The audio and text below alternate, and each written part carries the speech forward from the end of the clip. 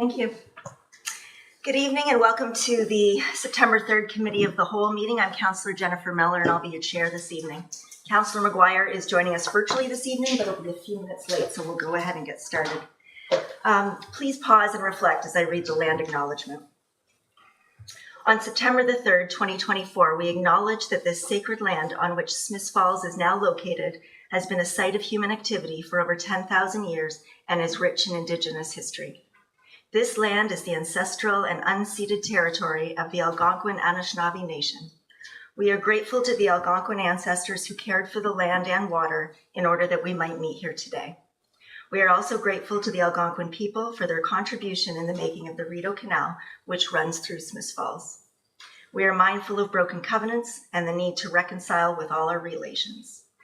Together, may we care for this land and each other, drawing on the strength of our mutual history of nation building through peace and friendship, being mindful of generations to come. Okay, so we'll call the meeting to order at 5:01 p.m. And we have a recommended motion that the September 3rd, 2024 Committee of the Whole agenda be approved as circulated. Moved by Councillor Robinson, seconded by Councillor Quinn. All in favor? That's carried. Thank you.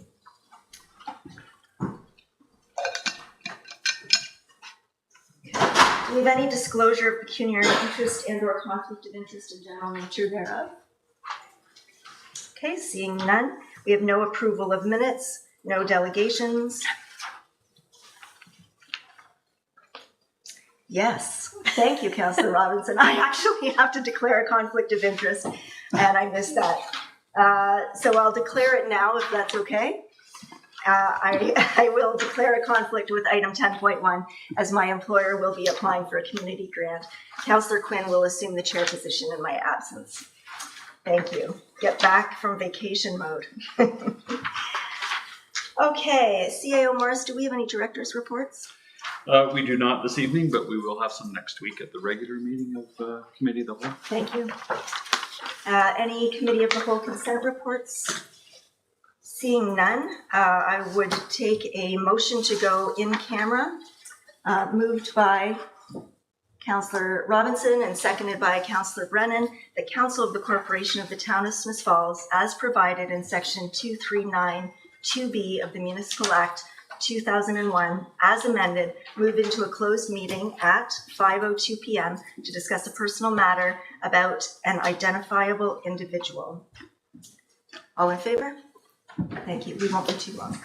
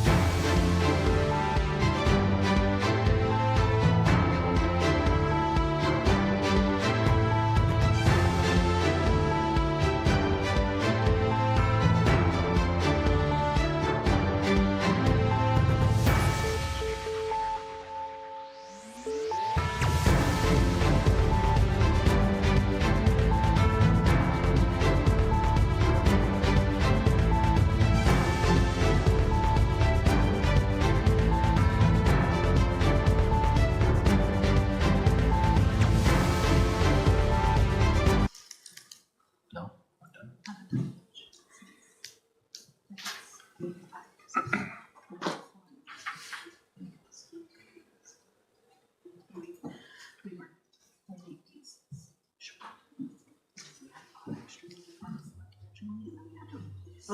Thank you. Thank you for your patience, everybody. As a result of our in-camera, we are going to add item 10.9 to priority issues, committee appointment.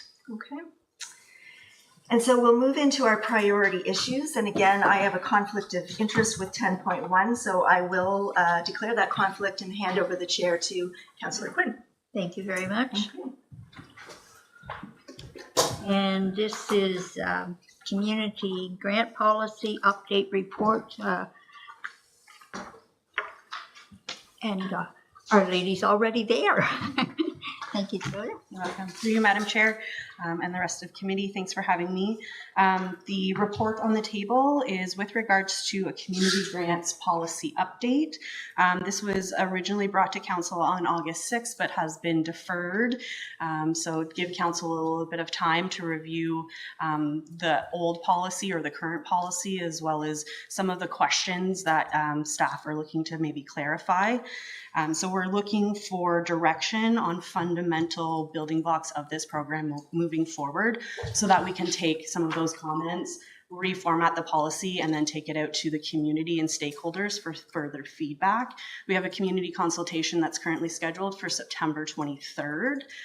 So I think it's really important to get those key things from council and what the direction of the policy is going to look like before we go back out to the community for further feedback.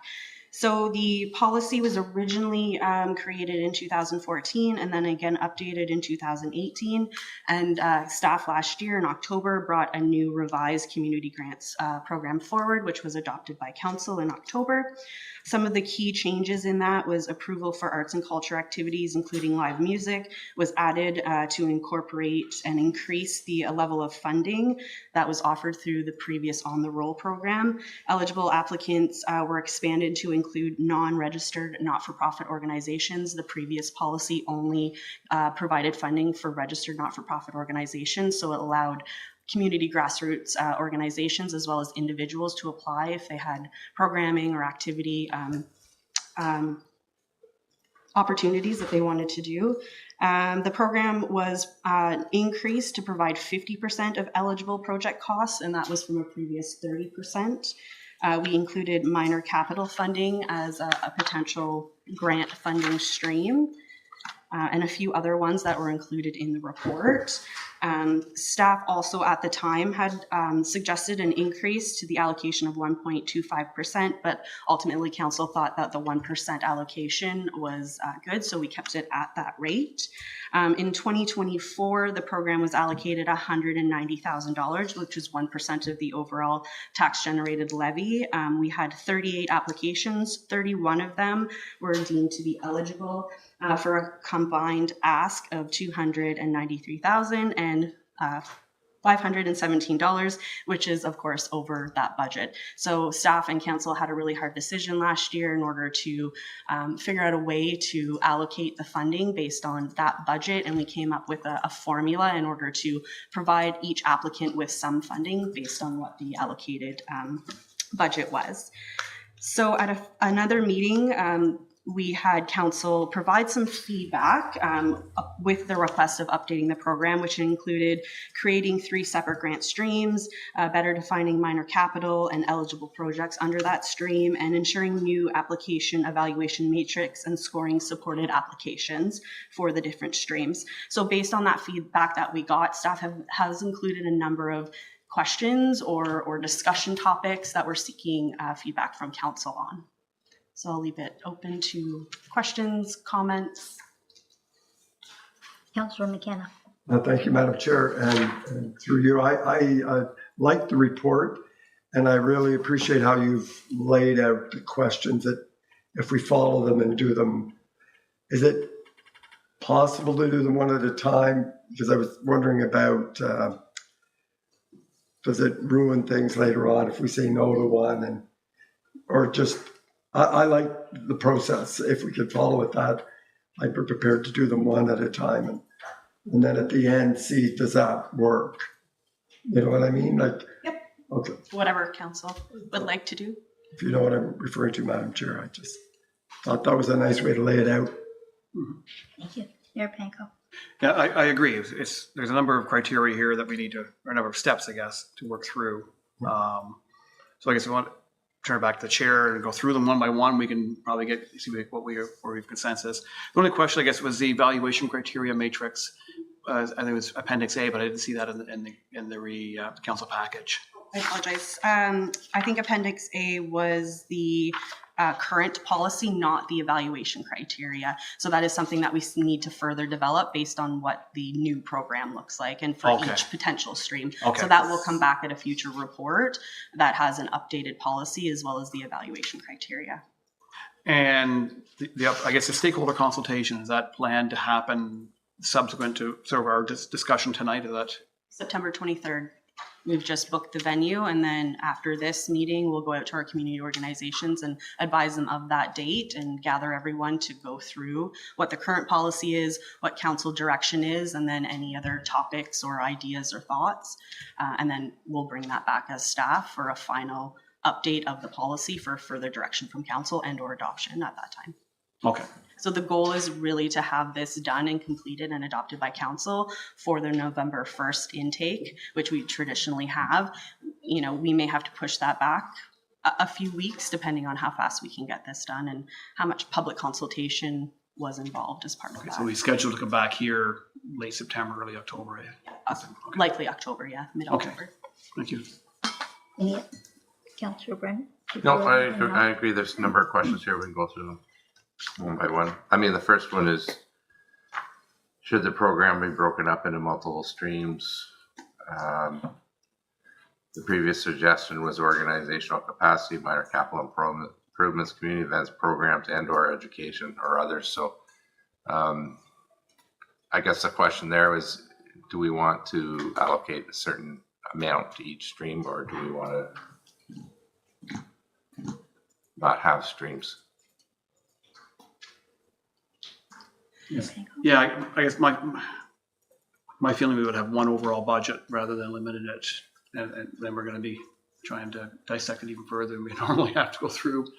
But I think I guess the first question is, do we see 3 streams as outlined, or do we see the 2? Simply organizational capacity and programs, events, and activities.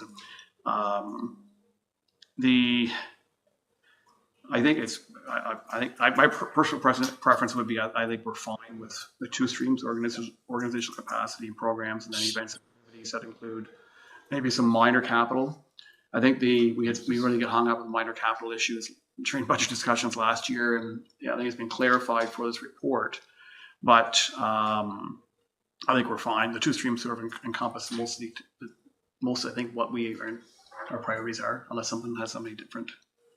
And through you, Madam Chair, just to clarify, when we were going through and coming up with some concepts, we think that we can include the ask for minor capital within either the organizational capacity or the events, festivals stream as well, rather than having it as a separate stream altogether. It's just reformatting the applications and putting some better parameters around what minor capital is. Any other questions? I like the 2 streams with the minor capital embedded in either one. Yeah. I think you have consensus here. Thank you very much, Director Crowder. And then, Oh, you don't run away, but we have to get Councillor Miller back in.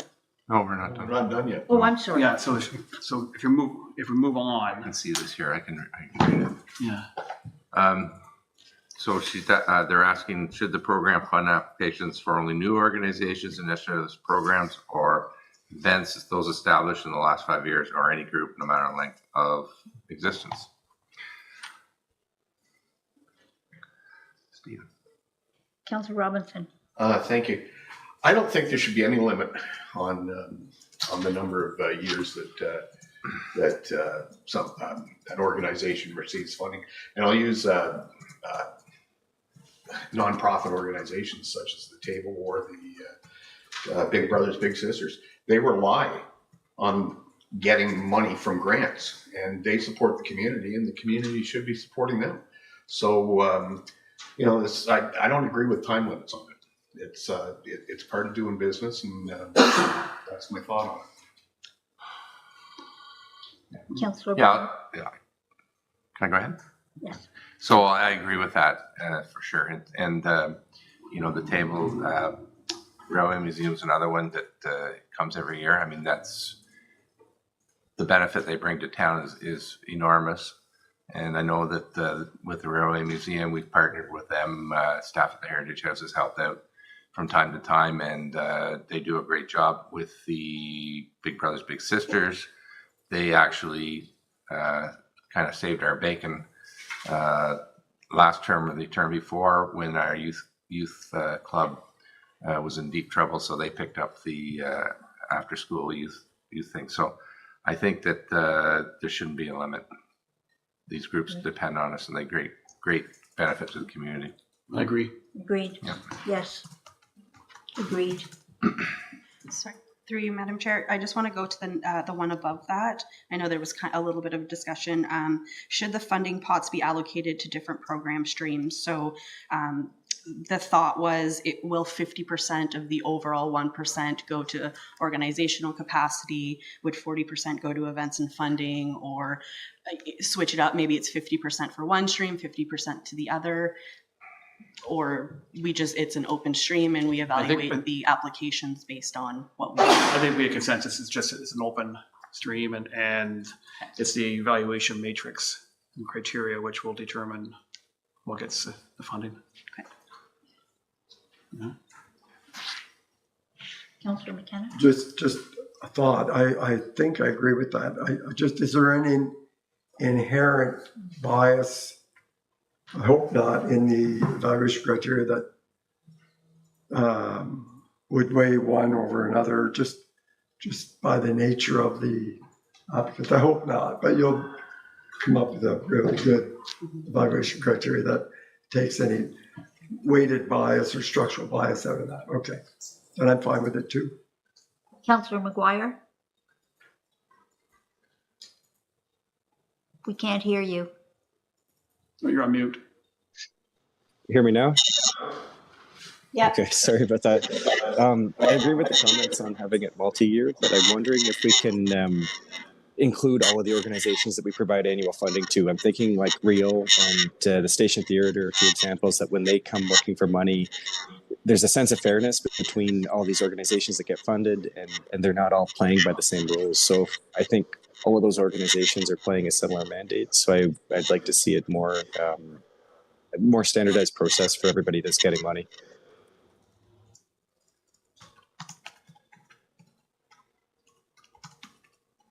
Sorry. No. Madam Chair, perhaps we can explore that a little bit more. I wasn't clear on what the position was.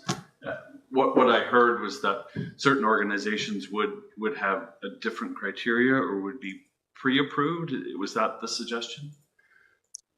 No, the suggestion is standardizing the process for every organization so that there's fairness when every organization comes and gets their money, and there's similar expectations on everybody for when they come and get their money. Maybe my sound isn't... So, Madam Chair, so I would interpret that to mean one set of criteria for all applicants, the same criteria for all applicants. Councillor correct? McGuire. Yeah, I think to me, 2 exceptions to this policy would be the Station Theatre and the Station Theatre and Real. So why is it that when certain organizations come, they follow one set of rules? When other organizations come, they follow another set of rules? I'd like to see this be the set of rules that all organizations come to get their annual funding or their event funding or whatever it is that qualifies under the policy. And Through you, Madam Chair, I think that's exactly what this policy does, and why it was established in the first place is because organizations were coming to council individually at budget times or different times during the year requesting money. So this is the streamlined approach with standard criteria in order to evaluate all applications at one time and through the same criteria. I think the evaluation criteria moving forward, there would be a set of evaluation criteria for the community organization stream and one for events and programming, because those are very different. Councillor McKenna. Well, I don't want to speak for Councillor McGuire, and I think I know what he's getting at, is that the town owns property and it leases it to the Rideau Environmental Action League and the Station Theatre. There's a different process for that. And then they also can apply for community grants. I'm guessing, but I don't know that that's what Councillor McGuire is referring to. It is. Councillor McGuire. He's saying yes. That's, Can I, sorry. just to clarify, is the Railway Museum not the Station Theatre? The Station Theatre gets, Yeah, I think because the Station Theatre and Real occupy lease agreements I with the get it. town for their properties But- we own. yeah, okay. So the community grants they're eligible for is different than the lease arrangements we have with each Understood. organization. Anything else? So I don't agree with Councillor McGuire. I think those are separate and the processes are fair and transparent on how that happens. And then there doesn't make them ineligible or more eligible for community grants because they have that. That's my opinion. So I'm fine with it the way it is. But Okay. Oh, there's another question here. I can see this better than Yes, so Chair. I can. Great. Should the I think we didn't do this. Should the program have a cap on the number of consecutive years of funding? No. Through the chair, in my opinion, no. No. You got that? No. Okay. Maybe you can read. No, go ahead. You're doing a Okay. great job. Should the program fund organizations that show an annual operating budget which supports all program costs and/or have budget surplus available to draw from? So that means, do they make money? Yeah. I would say yes. I wouldn't want to prohibit an organization that has mentioned its finances effectively and having. I mean, I think any not-for-profit has to have some degree of surplus each year, or we're not sustainable. So I think we are recognizing the commitment and the ability for them to serve our community. I don't think we want to inhibit them because they start January 1st with a surplus or whatever their fiscal year is. Councillor McKenna?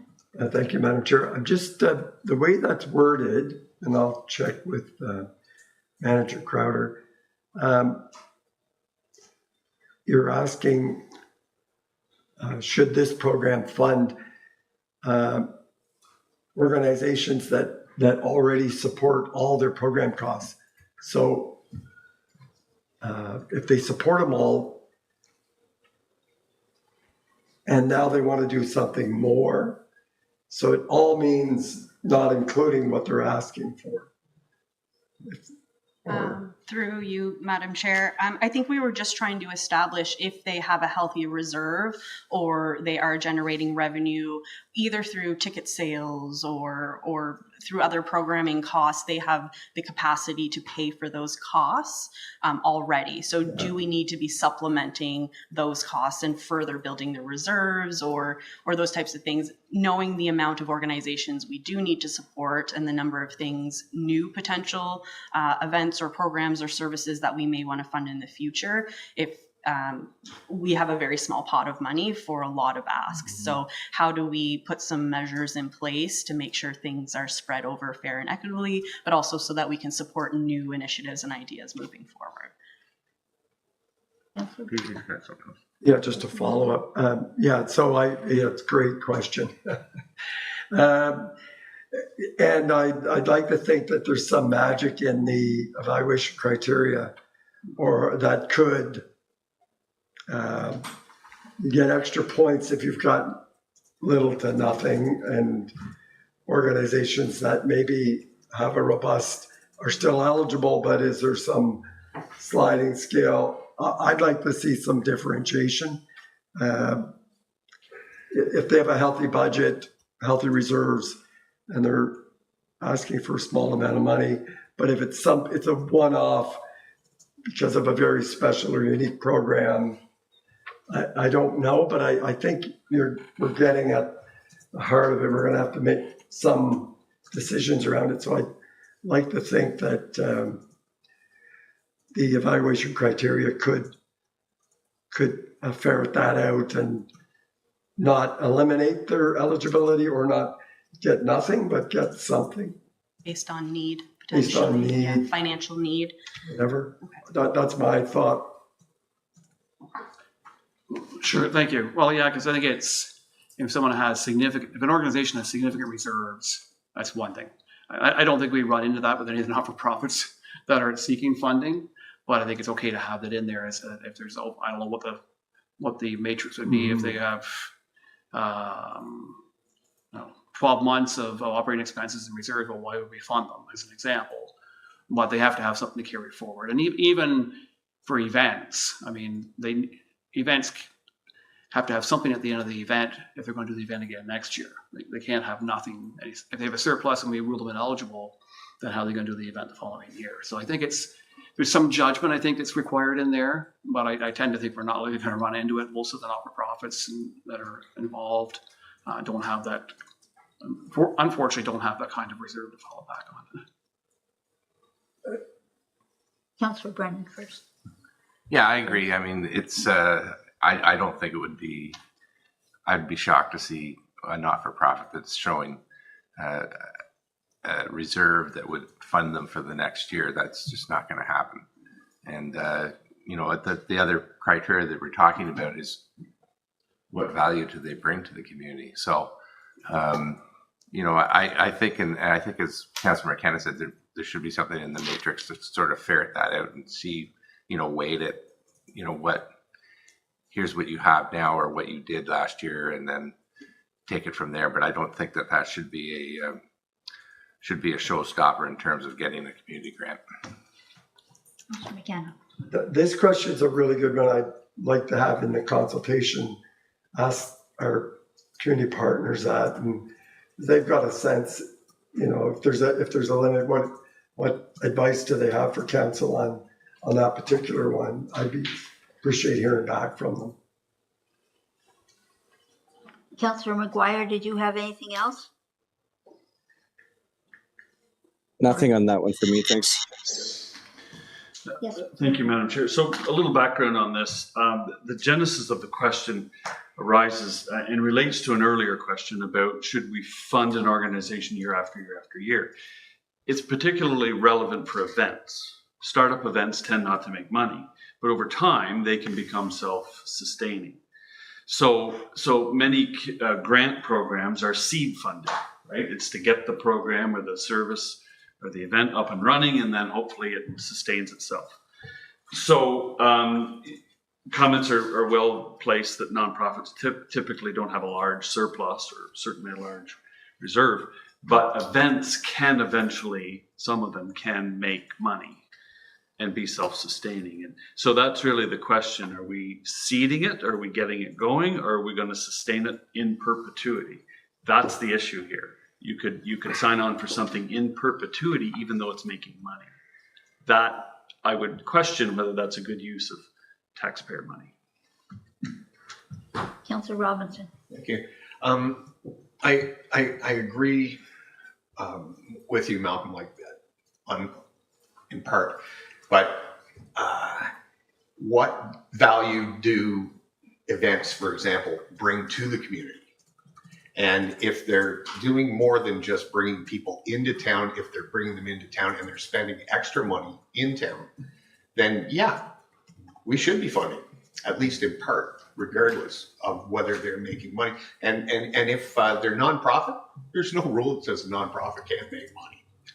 None at all. So anyway, that's my 2 cents. Panko. Thank you. I think it goes back to that scoring matrix, the evaluation matrix.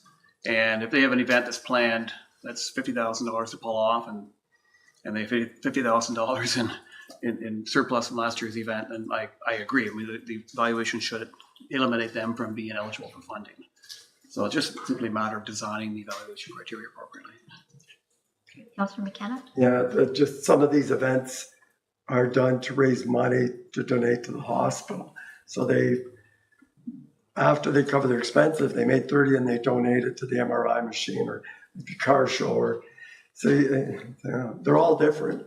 It's complex. Complex. And through Any you, other Madam Chair, comment? just a point of clarification on that. The current grant program does not support funding events that are fundraising for third-party Okay. organizations. Good. Well, not good, but I understand. Good. Thanks. Okay. Okay. Okay. Okay. Should the program fund ticketed events or programs that charge residents or visitors to participate? Yes, it doesn't matter if the events are ticketed or not. Yes, only allow tickets for those organized by local nonprofit organizations. Or no, we should not fund events that generate revenue through ticket sales. That's our question.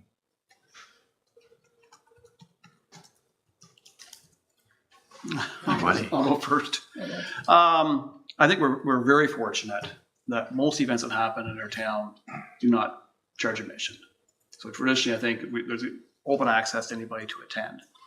And while that could change, I wouldn't want to throw out, if it takes some degree of ticket revenue to make an event happen, and then I don't think we'd want to prohibit them from being eligible for funding. I think it still goes down to that scoring matrix. And if it's going to be something where it's $100 a ticket and stands a barrier to most of our citizens going, then I think the eligible again, the evaluation criteria should catch that to some extent somewhere in there. But I think traditionally that hasn't been an issue. If it does become an issue, I think it's simply a matter of making sure that we can weed through it. My feeling. Any other comments? Councillor Yeah, McKenna. it doesn't matter if it's ticketed or not for the same reasons. To cover the cost of the event or help cover, I'm okay with it. I agree with that. I mean, you have to generate money some ways to pay the bills. And so we just have to look at it as that particular event. If they start making big money, well, then if they have big money left in their pot, at the end, then yes. But it is very expensive to put events on, so that we do need a means of them generating money. So, okay. Now we have. Okay. Should the program continue to fund operational costs of an organization, i.e. staffing, utilities, rent, etc., or only fund costs associated with specific programs, initiatives, and events, or minor capital costs?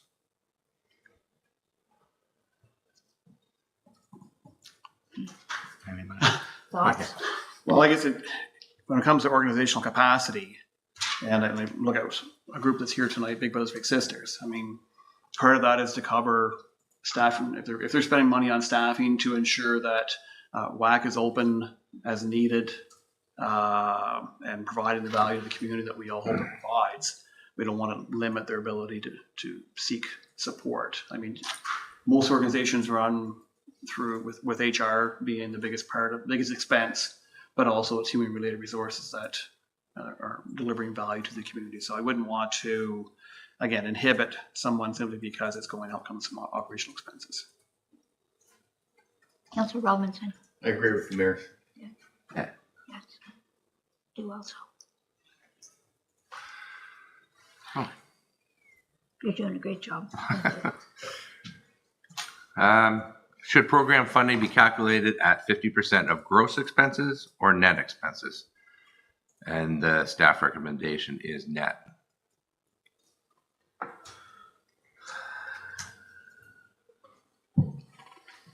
I'm fine with the staff recommendation. We had quite a to-do about that, and I'm supportive of that.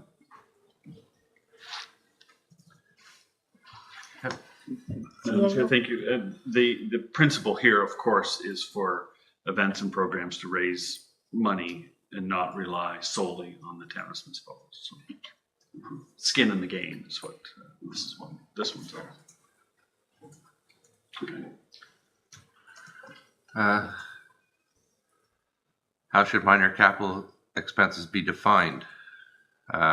It's in the report, but staff's intention was to provide the community an opportunity for funding and would support purchase of smaller assets or minor repairs to improve and enhance service delivery. This could be the purchase of pop-up tents for event organizers or repairing a leaking roof. It's not intended for large purposes, or replacement of major structural or building components. The town's tangible capital asset policy suggests thresholds for building repairs improvement are $15,000 or under, and machinery and equipment $5,000 and under. So it goes on. You guys can read it, but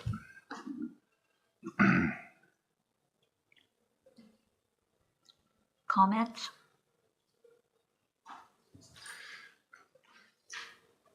Councillor I have Brown? a comment. Yeah. I think that I'm not opposed to minor capital expenses if they enhance a program. So I don't know what example I could use, but if someone wanted to, now the lawn bowling club is now no more, but say the lawn bowling club was going and they asked for a capital grant to perhaps buy something for the clubhouse or some equipment, some lawn bowls or something like that. I think that would be I'd be fine with something like that.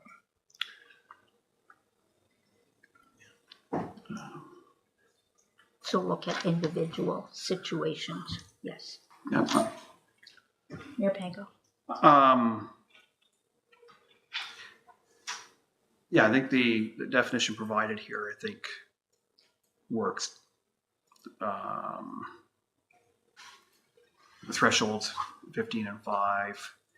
And again, minor capital, if it's an event, it could be maybe the first year they need to buy money for tents and tables and chairs or something. Other years I may not need that, right? So I'm fine with what's been proposed. I'm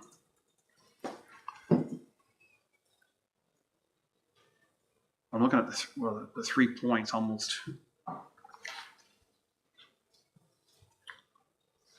They're all relevant, or Through you, Madam Chair. Yeah. I'm just thinking, based on the previous conversation saying that we're going to have 2 streams and we're going to include minor capital in there. Most organizations have building.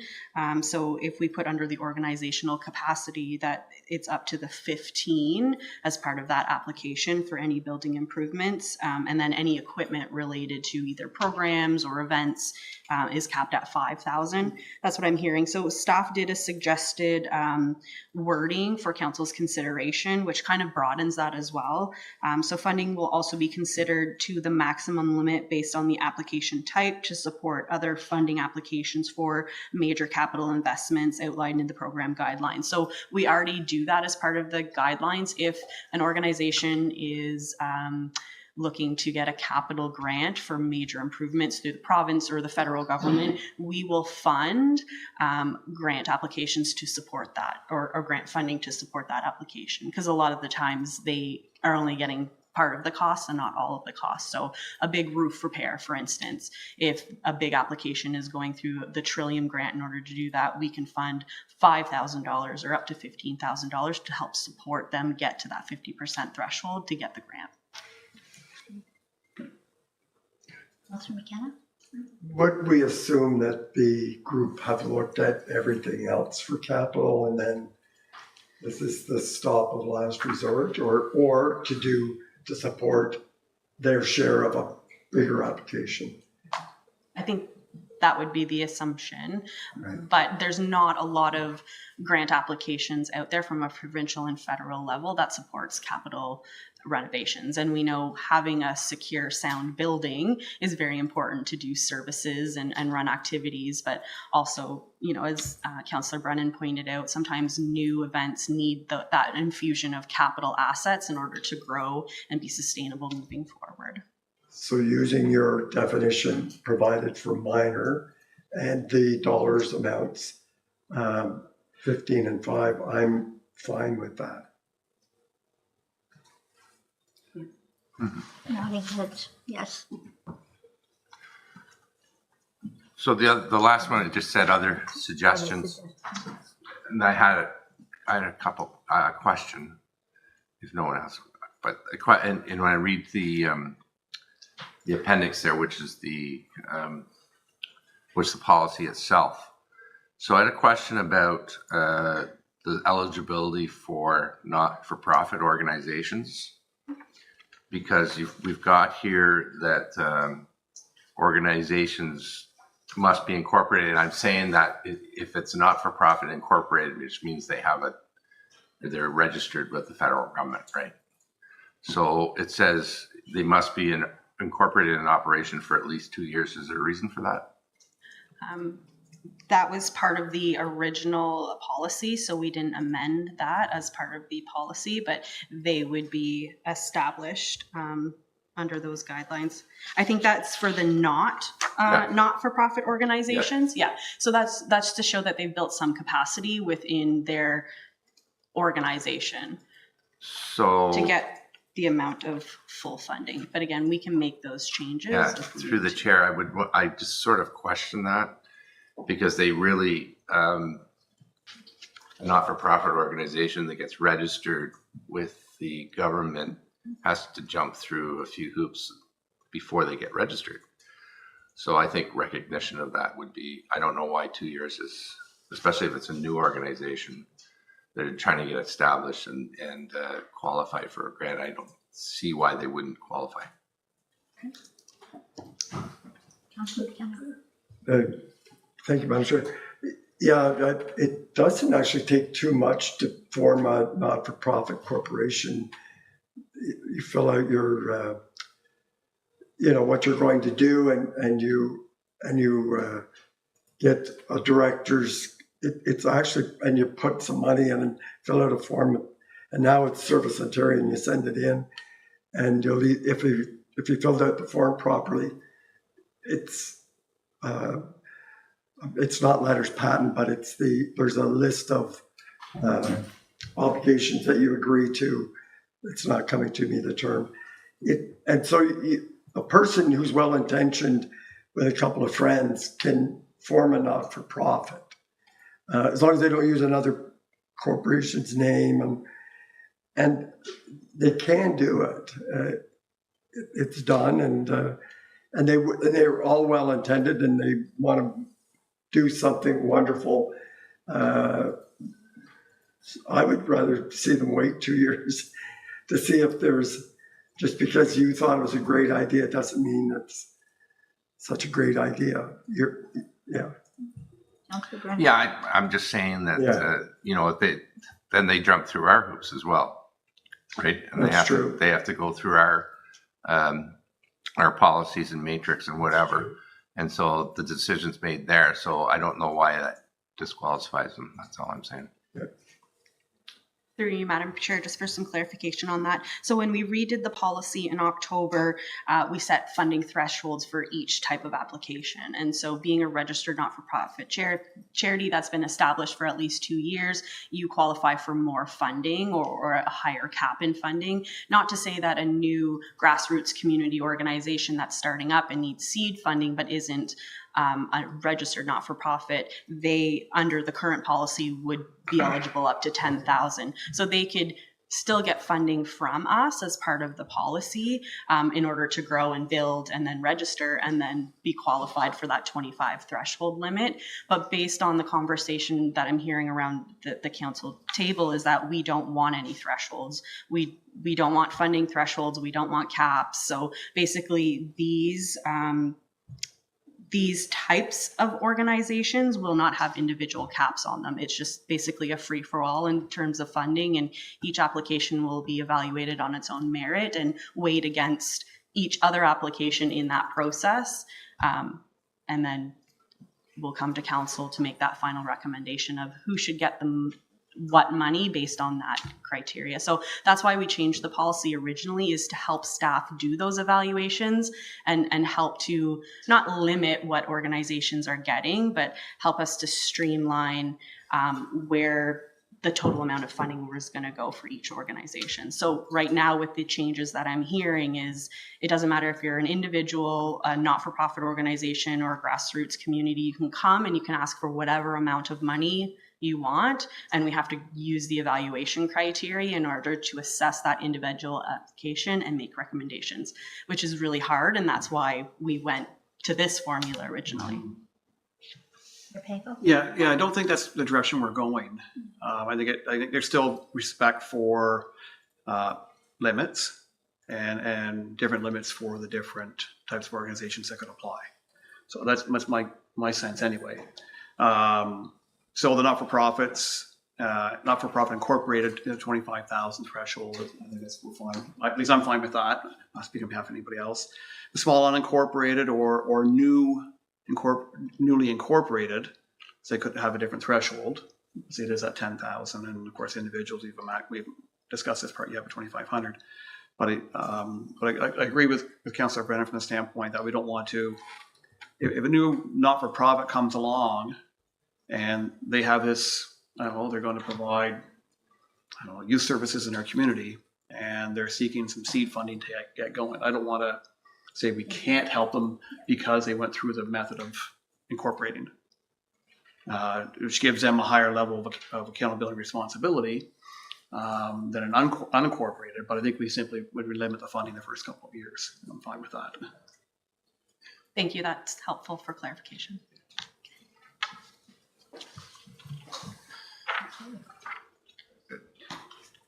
Any other comments? People feeling comfortable with this? There's one other. Councillor McGuire, you had no other comments, questions? I agree with the consensus. Thank you. So, we're all in agreement here. You've got all this down, right? Got lots of notes, yes. Thank you very much, Madam Chair. Director So Bradley. staff will take all of this back, and we'll do a presentation at the public consultation to go through what council has directed, and then get any other additional feedback from our stakeholders, and then come back with a new draft policy and some evaluation criteria for council. Great, thank you. Okay, now before we move on, we need Councillor Miller back in here, please. Thank you.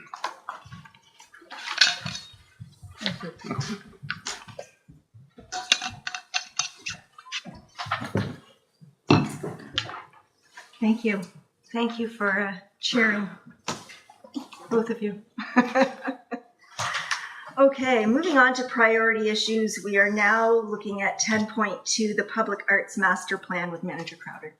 Thank you, through you, Madam Chair. So we're just bringing this report back.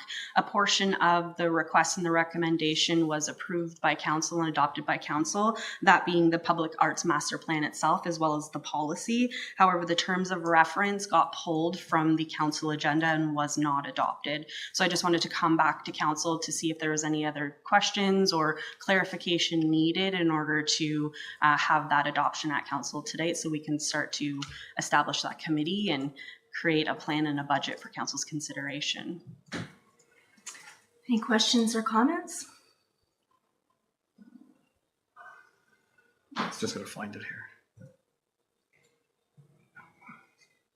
I have one while Mayor Panko's looking through his notes. So I think it's the same question as I asked before. So can you confirm that staff has had a recent conversation with the existing arts committee, such as they are, regarding the establishment of a new committee? Not since it was drafted prior to coming to council. So we haven't had any dialogue with the members yet to see if there was any changes. But that's something that we could do. We haven't got any feedback. We've got no comments or reservations or questions from the current committee either. So we had assumed that they were good moving forward based on the fact that they got to review the terms of reference, the plan, and they were part of the development of the terms of reference and the policy and the plan from the start.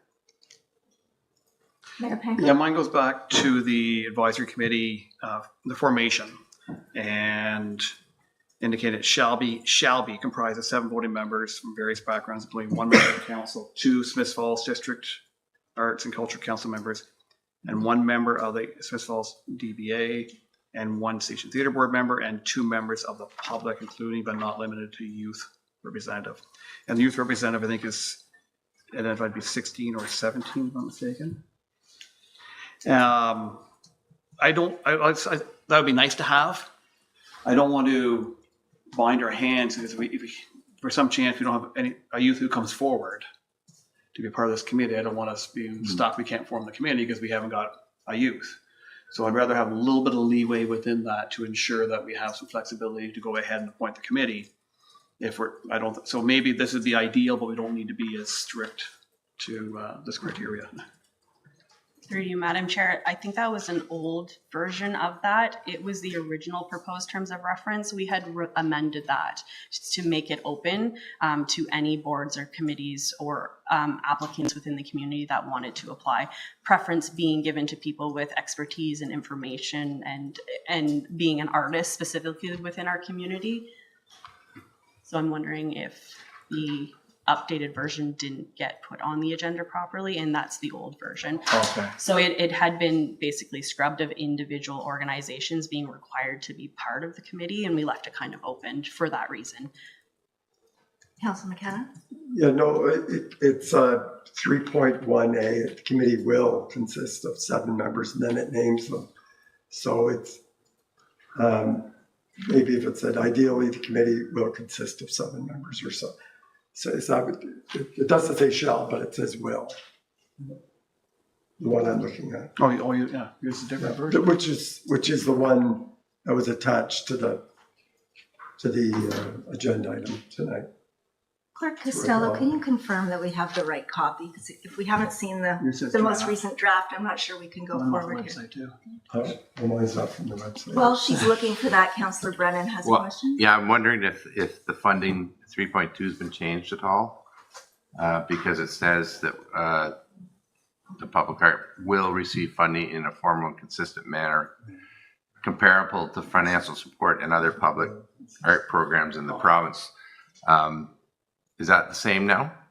So we did make that update. So the report that we had presented to council simply just went back onto the agenda to bring back the item regarding the terms of reference, sorry. So any recommended changes to the policy itself were made. So we included a provision in the updated policy, which was passed through the bylaw, that 50% needs to be funded through grants or other outside organizations or outside means or funding. Okay, so if we can just pause for just a second. We have a lot of conversations going on. Yeah. So I'll let you So go I and haven't then we'll seen go back that, over and I don't know that that's what we agreed to in the committee of the whole. With all due respect, I thought we talked about taking that out and I thought we were going to do the terms of reference and get the committee going, which everybody agrees with, and then the funding component in the terms of reference was going to come out. So that was my understanding, and I know it was suggested that it would be 50% and then the rest through grants, but I don't know that that was agreed upon. And I haven't seen, this is the old one, so. Do we have a question here, or should I turn to Clerk Costello? Clerk Costello. The terms of reference that was distributed with the agenda, I'm assuming this is the clause that we're referring to is under section 3.1. Is that the correct one that was? I can't see It that. says the committee will consist of 7 members, and then clause B, 1 council member, 6 citizen members having knowledge and experience in various forms of public art, including 1 youth between the ages of 16 to 17. This cross-section of individuals shall be appointed to represent a diversity of members with technical and community expertise to implement the Smiths Falls Public Art Master Plan. Okay, so with that, Mayor Panko, what would you suggest changing there? Well, yeah, because I read that we still need to have one youth, the way it reads to me anyway. So I would say something that to the effect of preference would be given to this criteria, but the 7 community members would not have, a youth would not have to be part of it, but we would prefer a youth to be part of it. So preference would be given to a youth member. Are we in agreement with that one? Okay, and back to Councillor Brennan's point, do you want to bring that to our attention and which item number you're referring to? 3.2.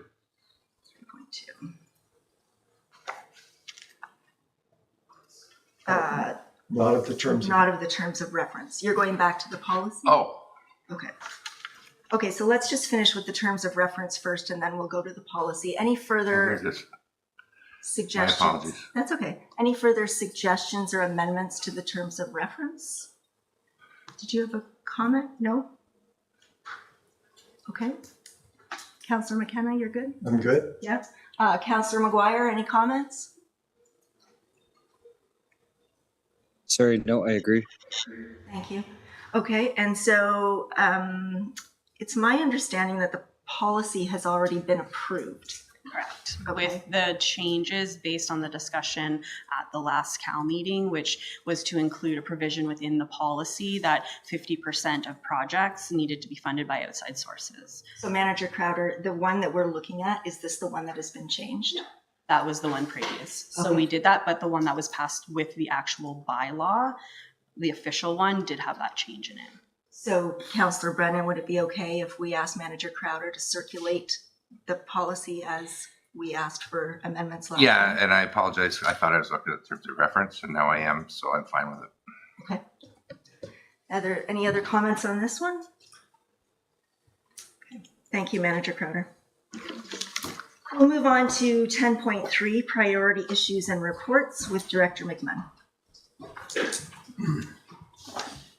Thank you, Madam Chair, and good evening, members of council. The report I have in front of you this evening is with respect to some traffic bylaw amendments.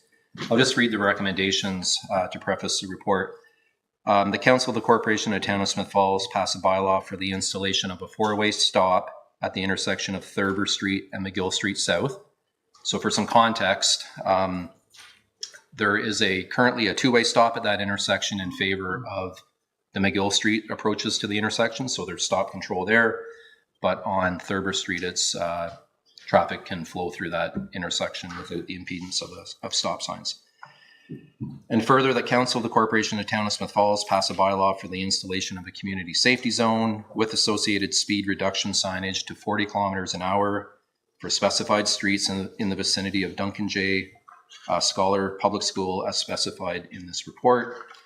And for reference, with respect to that bylaw amendment, if you were to draw your attention to Appendix 1 and Appendix 2, you'll see the some sketches there, or sorry, some Google images, Street View images with some of those proposed changes, just for clarification.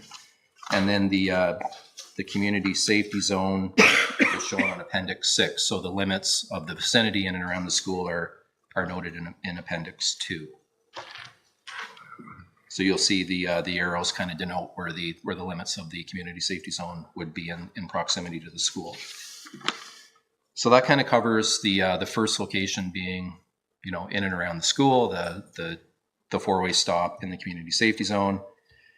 And then also there's a recommendation here for the Council of the Corporation of the Town of Smith Falls to pass a bylaw for the installation of a 3-way stop at the intersection of Davidson Street East, Florence Street, and Beach Street as specified in this report. And that can be,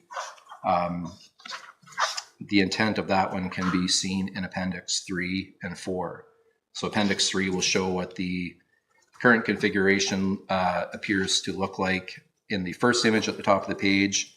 The second image at the bottom shows some modifications that we've made to the sidewalk up in and around the area for depressed sidewalk and or curb with tactile walking surface indicator plates in the crosswalks themselves. Currently, right now, the only depressed sidewalk, if you look at the first image at the top of page 3,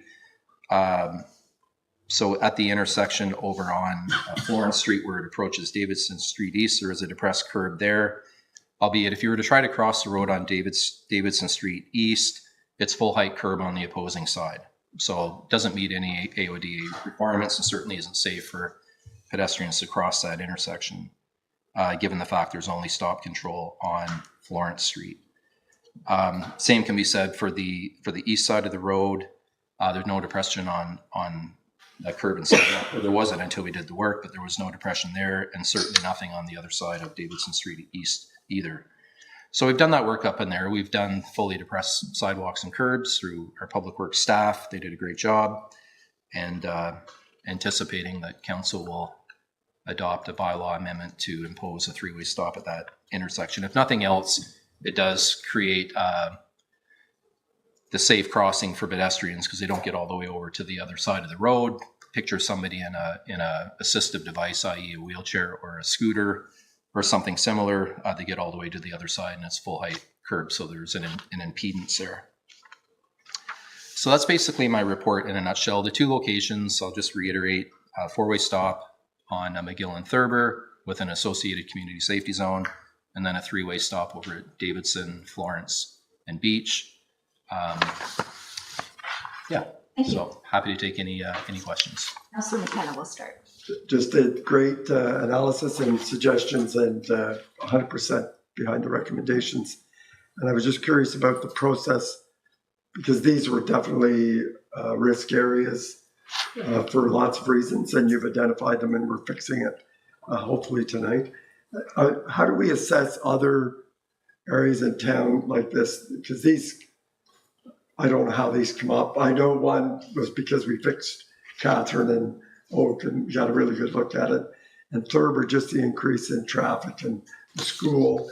Are there any, how do we assess other areas that could be, because I think this is great for pedestrian and cycling and people with mobility issues. It's wonderful. So. Yeah, so great question through the chair. I know there's been some interest of council to direct myself as the director of the department to come back with a policy document with warrants for determining, the implementation of community safety zones and or full stop control at intersections or what have you. A PXO might fall into the same category. Where and when do we implement a PXO? So with respect to the first part of the recommendation associated with Duncan J. School, so myself and Manager Grenke, we've had a number of conversations for probably a year or so, going back to last year at the start of the school season, with representatives from the Upper Canada District School Board, particularly Duncan J, with some challenges that they've had up there with school-age children, primary school-age children crossing the road on Thurber Street. There's been discussions of putting a crossing guard up in there because there really wasn't any safe place for people to cross at the intersection because there was no stop control, or putting in a PXO. PXO doesn't really suit the bill given the proximity to an intersection where you could put in stop control. So it wouldn't particularly meet the warrants for a PXO in the area. So there's been much discussion through the planning department and public works and conversations with the school board. We didn't feel that we needed to go through a warrant process with that because we thought the warrants were there, given the fact of, the presence of school-age children and no place for them to really safely cross. And we need to be respectful of the fact there's been tremendous amount of development in the area as well. So there's a significant increase in vehicular traffic in the area. And we thought this, right out of the gate, prior to any redevelopment in the area, like a reconstruction of any of those streets, particularly McGill, and some realignment of the road and proper sidewalks, this was probably the easiest solution to do a 4-way stop at that intersection with some reconfiguration of the sidewalk in the interim. It could be some time before we get to full reconstruction of the that area. So I don't think I asked my question very well. I understand these ones because we even talked about them here. Just going forward, and it's fine. I support these. These are great recommendations. Thank you. And just to answer your question too about Davidson Street East, we'd had a number of concerned citizen calls up in there with respect to what they felt were near misses or close calls with either vehiculars or pedestrians in that intersection. We looked at the geometry of the intersection and we felt it really did lend itself well to a three-way stop, particularly when we implement proper crossings for pedestrians in all of those quadrants of the intersection. So again, it made sense. Presumably, if we come up with a proper warrant procedure through a policy document, there'll be more like this to come in the coming years to address public safety, particularly pedestrian safety. Yeah. Thank you. Thank you, Director. And we'll look forward to that draft policy. Councillor Robinson? No? Do I have thumbs up around the horseshoe? Thank you very much. Thank you. And I'll just follow up, just if I could, Yeah. Madam Chair. We're ready to go with putting the stop signs up at Thurber and McGill, so they'll be implemented as early as tomorrow morning. Excellent. Thank you. Good news. Thank you. Manager Granke, you're up for the next 4.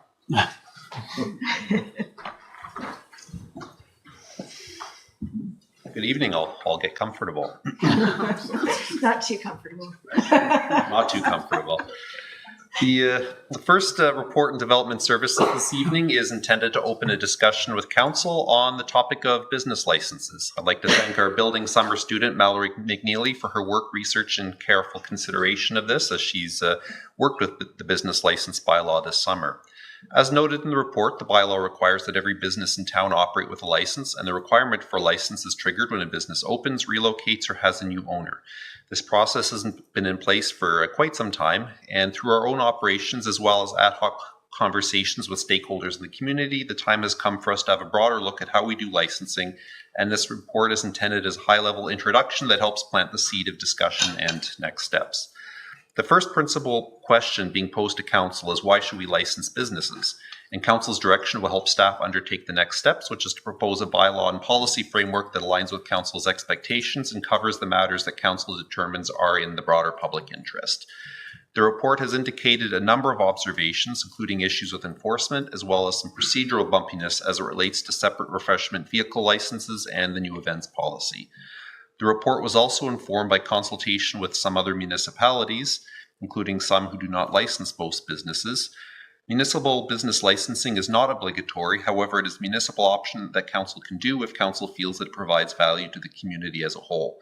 The report notes consultation from the fire department that noted support for the need to ensure inspections are completed on a matter of course, proactively as to support health and safety within the community.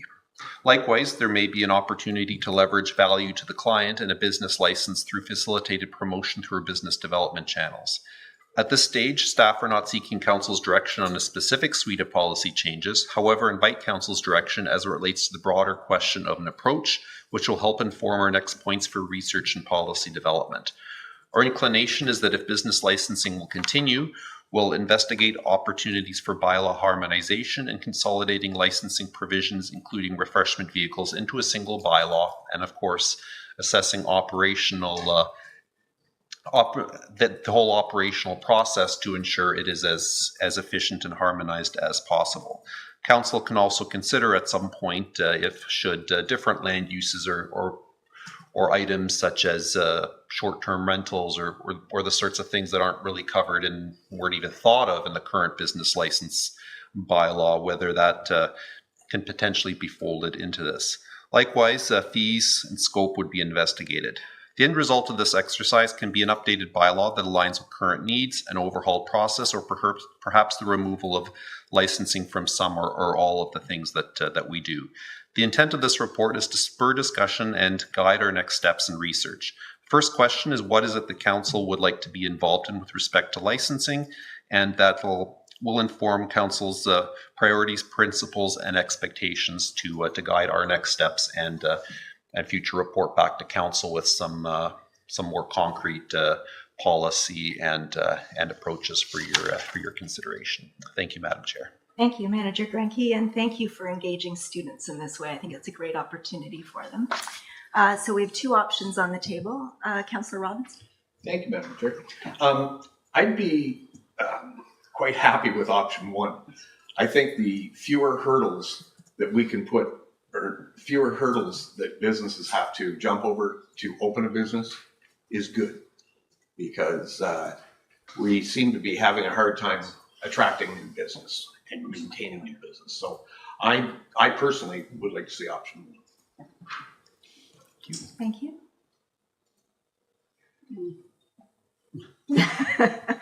So I'll weigh in while others are thinking, perhaps. Having worked in ECDEV and tourism for a few years, I know it's important to get information about our business community, because then in turn we can offer them programs and services, connect them to the province or the federal government. But I also know, as Councillor Robinson said, that the extra layers of bureaucracy can be frustrating and the small business owners don't have time for it. So I'm in support of option one as well. And I also, just to add to that, believe that when we are competing with our neighboring municipalities, we need to be in line with what their policies are on this front. So, Mayor Panko?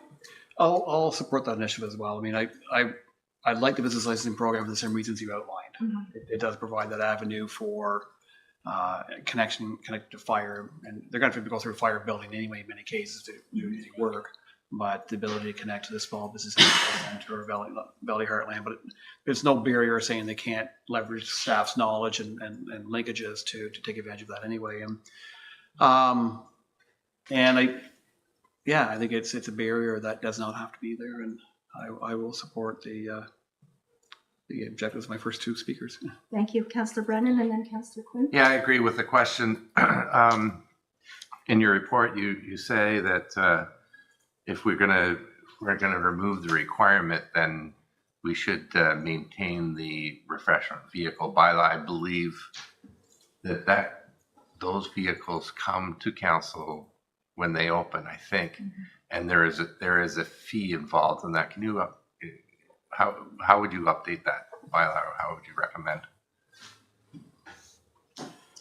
So I think with respect to refreshment vehicles, through you, Madam Chair, there is we can certainly investigate that with my colleagues who are involved in the administration of that. There's a number of options council consider whether those approvals should be delegated to staff, what sort of approval should be delegated to staff. I think what I'm hearing from council here is that you're certainly comfortable with inspections happening where they need to be, but you're not interested in developing a process where our objectives can be fulfilled otherwise.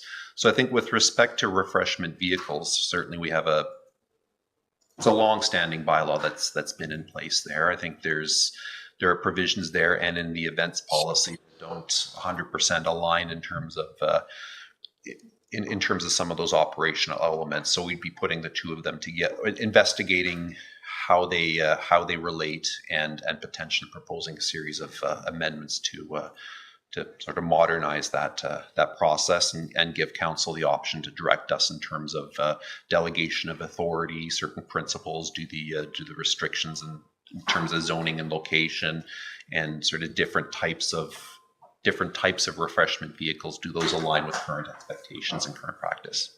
Okay, through the chair. Yeah, I look forward to updating that, because it is antiquated, I think.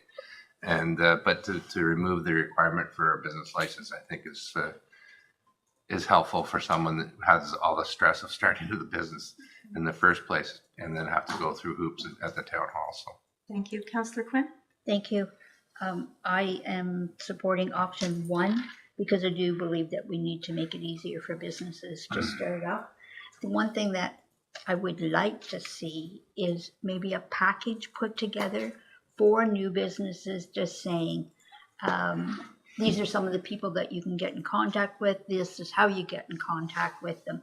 You know, it's wonderful for us. We know how to get a hold of the fire department if it's not an emergency, but a lot of people don't know.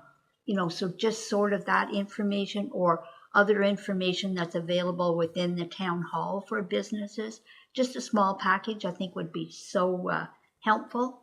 It doesn't have to be elaborate, just something that people can put in their hand. But let's make it easier to have businesses open up. We get all kinds of things happening with this. And I do agree with the food vehicles that we need to continue with that, and let's see the upgrade on it. Thank you. Thank you. Councillor McKenna? Thank you. Carl, I didn't see a differentiation between, I understand the food trucks, a restaurant's a business, no differentiation whether you're selling socks or hamburgers. So I just wondered, I didn't see restaurants mentioned as businesses. Is that a different category? There are some pretty good reasons why we'd like to license restaurants and have them opening the doors. But I didn't, if I missed it, I apologize. Through you, Madam Chair, I'm just I'm consulting the existing bylaw as it relates to that particular subject matter for bricks and mortar restaurants, as opposed to refreshment vehicles that are transitory. Well, Manager Grenke is doing that. Councillor McGuire, did you have any comments here? Sure, yeah, I think it's option one's a great idea. Is there feedback on your end? No. We can hear you. Okay, I'll just keep talking then. So yeah, no, I say good riddance to the business licensing policy. It's been nothing but a headache since I've gotten involved with council, so I'm really happy to see it go, especially knowing that our neighbors in Carleton Place and Perth don't require one. Thank you. And Manager Penko? I just made you stop. Just to build on Councillor Quinn's comments, there's a small business guide on the website. Just because I happened to add some input into it at one point in time. I think it came out about a year ago. But anyways, new business welcome guide, so it's there to try and help provide some of those breakdowns and access. Pardon? Is it easy to get to? I think so. I've just Googled it to see if it come up on Google, and it did. Perhaps we could leave We can circulate. Well, Manager Crowder your tips, and she can verify all of that. Thank you. Manager Grenke, how are you making out? Yes, so restaurants are addressed under the retail goods, services, and amusement license category for bricks and mortar. So certainly we can, as staff, we can take council's direction to investigate that. Council may choose to continue to license restaurants as a single category rather than the other range. So we can investigate that and sort of see where our staff versus health unit and other non-municipal agencies that perform inspections. I think the rationale for licensing is it helps us help inform the proponents that to inform them of what sort of other agencies may have skin in the game to investigate, even if we're not the approval authority. That being said, there may be other ways to achieve that. So we can have a look at restaurants in particular to see if they potentially warrant a category of their own outside of the sort of the retail and office framework that they're currently regulated under. Thank you. Councillor McKenna? Yeah, I'm just asking, maybe there isn't any need for a license for restaurants. I just make some assumptions that anybody could just open a business and start selling food and having had no checks or balances and meaning well and maybe there's no risk. So I just... CAO Morris? Yeah, thank you. So what I'm hearing, just for clarity, is that we aren't necessarily seeking to continue to license restaurants. The concern is that they understand the approval authorities for restaurants, which is primarily the health unit. Is that a correct assumption? Yes. Okay. So when we remove the town business license, we lose that opportunity to inform them. So they need to take the initiative to get health unit. I think most people opening a restaurant would probably know that, but I wouldn't guarantee that's the case in all circumstances. So we then walk away from that filter of advising them to get health unit. So I just want everyone to be aware of that lost opportunity to provide advice. And does that put the corporation at risk Not the town. if we walk away from that? It would be my opinion that Okay. that's their responsibility. That's fine. Thank you. Okay, so if I'm summarizing correctly, yes, go ahead. If I could just make one more Yeah, comment. Thank you. please. So the value in having particularly a fire inspection is that the likelihood of a fire is greater in a restaurant. We have hot surfaces. So just so everyone's aware, if we back off from the business license and therefore the fire inspection, then we also are expecting the owner to put in proper controls for fire prevention. Now, I think what's being suggested is there may be other avenues to make that connection from a fire safety point of view or fire prevention point of view.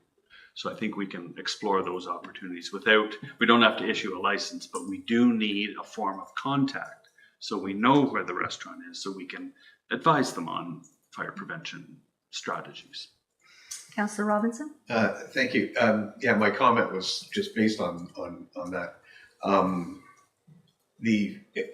Correct me if I'm wrong, but the fire department would have the authority to go in and do an inspection at any given time, right? Correct. So it's pretty much a no-brainer. When something new opens, everybody knows about it, and they could just go in and do it on their own.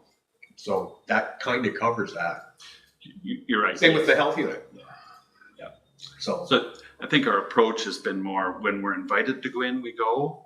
It might just mean a different tact that we would obviously set up an appointment. We wouldn't just drop in, but it would be initiated by the town as opposed to the restaurant owner. So I think we've made our opinions known, and I look forward to seeing your policy development and with some of these details hashed out. Is that fair? Okay. Moving on, 10.5, cash in lieu of parking policy. So development staff are pleased to bring forward for council's consideration a new cash in lieu of parking policy that proposes to enshrine practices and principles in terms of how we administer proposals to provide cash in lieu of the parking spaces required in the zoning bylaw. I'd like to acknowledge and thank Planner 1 Richard Grant for his work on this important file. As council will recall, our zoning bylaw requires developers to provide a minimum number of parking spaces for a new build or a renovation that intensifies the scale of development at a location. The zoning bylaw gives 3 options for parking spaces: providing the parking spaces somewhere on the property, at a different location within 150 meters, subject to a long-term lease, or allow the developer to pay the town cash in lieu of providing the parking spaces altogether. The zoning bylaw only allows us to accept cash in lieu of parking for a non-residential development. And this is because the usage needs for residential parking are different and of course more complex, especially in the winter. Our fees bylaw set the cash in lieu rate at $750 per space, and we're unable to locate any record that explained what that rate was for and why it was that, but it has been in place for many, many years. Over the last 6 years or so, council has approved a small number of cash in lieu of parking applications, maybe a couple of spaces a year, which has contributed to a present reserve of just under $10,000, which must be spent on parking-related works. In 2020, council approved a parking management study undertaken by J.L. Richards, and one recommendation in that study is that council continues to allow for the cash in lieu of parking tool, however, that the rate be adjusted to more precisely reflect the cost of actually providing a parking space and defining an intended purpose for the use of these funds. That hasn't really been in place before that. The policy that is presented for council's consideration this evening completes this recommendation. In 2023, council directed staff to proceed to prepare the policy informed by an assumption that is based on the construction and land prices, that the cost of constructing a single parking space would be approximately $3,700 in 2023. Council had directed that the new cash in lieu of parking rate would represent 50% of that cost, namely $1,850 per space that would be provided by the proponent, with the other 50% being internalized by the town, and that rate would be indexed to the Consumer Price Index. With that in mind, staff have developed a draft policy that establishes a series of principles and evaluation criteria that implement a cash in lieu of program that would delegate these approvals to staff, but also establish a series of expectations and evaluation criteria that governs decision making using the basic principle of the best planning outcome. In some cases, it would be the best planning outcome would be that the parking spaces not necessarily be provided at that location. Namely, when the policy also enshrines the use and the principles of administering the reserve. At the rate of what we are charging, we'll not obviously fund a parking lot anytime soon. However, this does set us in that direction and focuses the planning tool. So we feel that the policy is as good as it relates to the non-residential development. The next frontier, of course, will be for residential development. However, given that residential parking needs they're very different. They're a lot more complex, especially as it relates to the overnight requirements, the on-street, and obviously trying to find that right balance between creating the parking spaces or between not creating unused blank spaces while also not overwhelming our parking operations. That would be the next frontier that we would look at. Separately. However, for now, we're proposing this cash in lieu of parking that aligns with our current zoning bylaw and provides direction and enshrines the principles that we look for when we're evaluating these requests. Thank you, Madam Chair. Very much. Any questions? Mayor Panko? Thanks, Manager Granke. What's going to trigger the need for a cash in lieu or a parking requirement? If they open a new restaurant, is there like a zoning change? Is there what's going to trigger the need for this to come forward and the payment of a cash in lieu of parking? So through you, Madam Chair, in the event that there's a new development proposed, and we've had a number of those in the downtown core where there isn't the availability of parking spaces, or they choose to prioritize the non-residential development and not create those parking spaces, then whatever the difference that they can't overcome, they would be providing those funds to the town and cash in lieu. In terms of a renovation of an existing use, a lot of the times when we've collected cash in lieu lately, it's when, say, a retail converts to a restaurant where the parking requirements for a restaurant are higher than they are for a retail use. So then if there isn't the available space on site, then the difference, if they need to provide 4 parking spaces for the previous use, and they now need to provide 5 parking spaces, then that one additional, they would be grandfathered the existing spaces, and that one additional space that's required based on the intensification, they would be required to provide cash in lieu of parking if they can't provide that parking space either on site or somewhere close by. So I guess it'd be a building permit application would usually be that trigger, which would tell us what's the policy may be applied. That's correct, yes. Okay. Councillor Quinn? So in order to trigger this to happen, it has to be within the food industry, the food servings industry. It's not in retail, but everyone knows I'm a hairstylist. Does that trigger? So if it's any development application that requires more parking than what is currently there. So it doesn't necessarily have to be food, but if it's a class of land use that is more intense than what was there before, which requires more parking spaces, and those parking spaces cannot be provided physically, then the difference needs to be made up. This gives us an option to make up that difference. Otherwise, they wouldn't be able to meet zoning. Thank you. CAO Morris? Yeah, just to augment that, so it's any non-residential development. Thank you for clarifying. Councillor Brennan? Yeah, I support this. This is just a implementation of our discussion in June, basically. So yeah, I support it. It's good work. Thank you. Thumbs up? Yep. Thank you. Question from Councillor McGuire. Thanks, Madam Chair. I've got the feedback's bad again.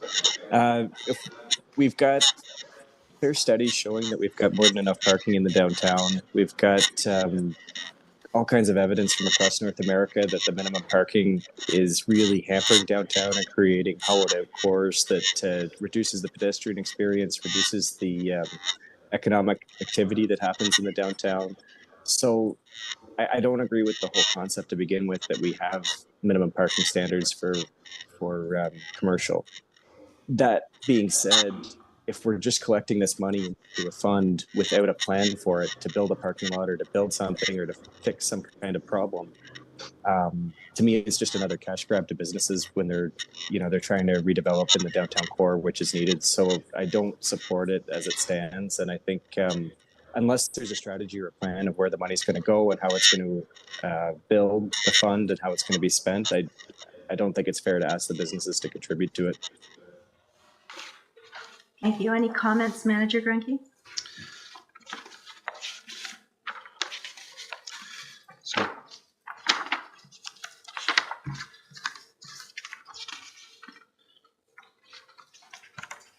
Still, no, Marks? sorry. I would just while Carl's looking, offer perhaps a counter opinion that by not requiring a non-residential establishment to provide parking, we are encouraging intensification. Otherwise, we're saying you need to build parking, and if we don't require some parking, then we will have a parking, or it's likely we will have a parking problem someday. This is a mechanism to build a bank account to pay for that parking requirement when it eventually happens. So it's all based on growth. If there's no growth, we don't need this. But clearly, we're planning for growth. Thank you, Manager Grunke. Thank you. So the policy does sort of enshrine the parking reserve account that outlines three potential uses for the funds: expenses incurred by the town in the acquisition of future parking facilities and land, expenses incurred by the town in construction of future parking facilities, and expenses incurred by the town in improving or maintaining existing or new public parking facilities. So the expectation would be that the funds received here go directly, I think philosophically, is that if they're not providing the parking that the zoning bylaw requires them to provide, then they're contributing to the development of parking infrastructure in time. So at this point, we don't know where a future parking lot is going to go, but the understanding and development, the intent of the development of this policy is to identify that the parking, the cash in lieu that we do obtain is going to build that account that creates that parking lot and allows a more efficient use of land in the long term by concentrating parking in several spaces rather than trying to shoehorn spaces on multiple developments throughout the core. I think Councillor Maguire's point about managing our expectations for parking needs altogether, I think that's certainly a fair point, and municipalities throughout Ontario and North America are investigating what's the right spot here and trying to find that right balance, looking at what sort of alternatives to the car are there, transit, not necessarily only transit, but what the best fit. And I think that this isn't the last conversation we're going to have on that point. I think there's a lot of parking is important, and as we update our official plan and the future in the zoning bylaw, we'll have another look at that. But I think at this point, the intent isn't that this goes into a general revenue. It is that it ultimately does contribute to parking infrastructure improvements over the longer term. Thank you. Councillor McKenna? Yeah, no, it's an interesting discussion, and I think we're being consistent by supporting the recommendation. I think about it, it's got the same kind of feel as development charges, that businesses benefiting from that have to contribute to paying for and solving our future parking. And it's also consistent for me with our asset management plan. When we look at our parking lot as an asset that needs to be upgraded in 10 years, we need to start to find ways of funding that, not today or tomorrow, but in 10 years.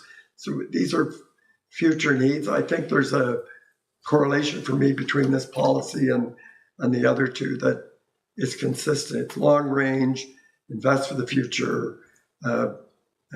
So I would like to get rid of the idea, but it's just not, for me, it's not practical.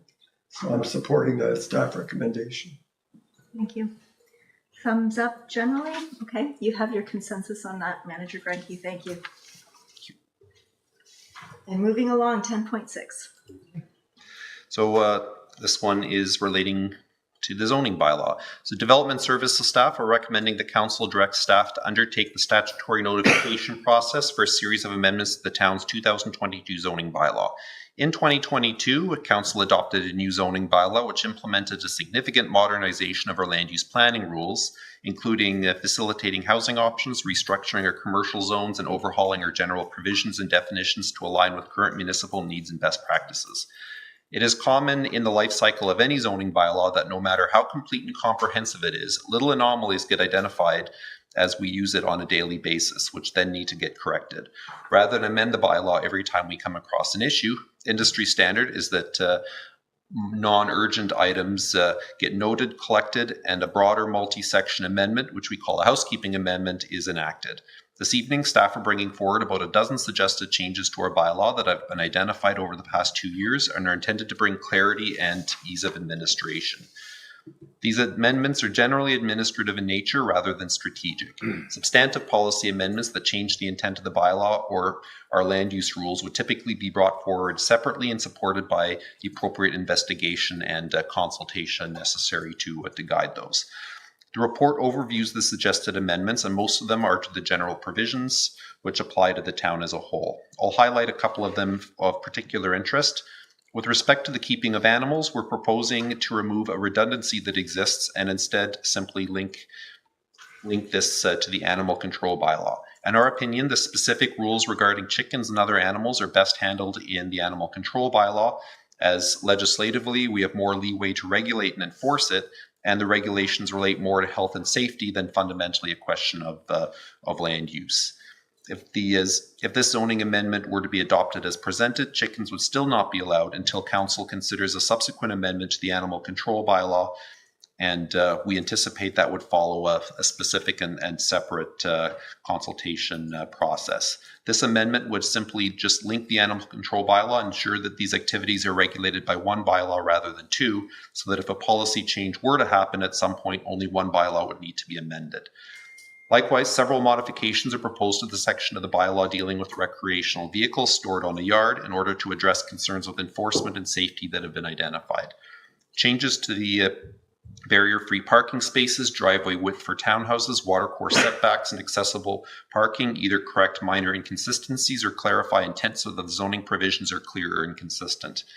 At this stage, council is not asked to approve these amendments, but rather to direct staff to initiate a municipal amendment process and schedule a statutory public meeting, which would allow for the receipt and consideration of public feedback before council is in position to considering adopting a bylaw.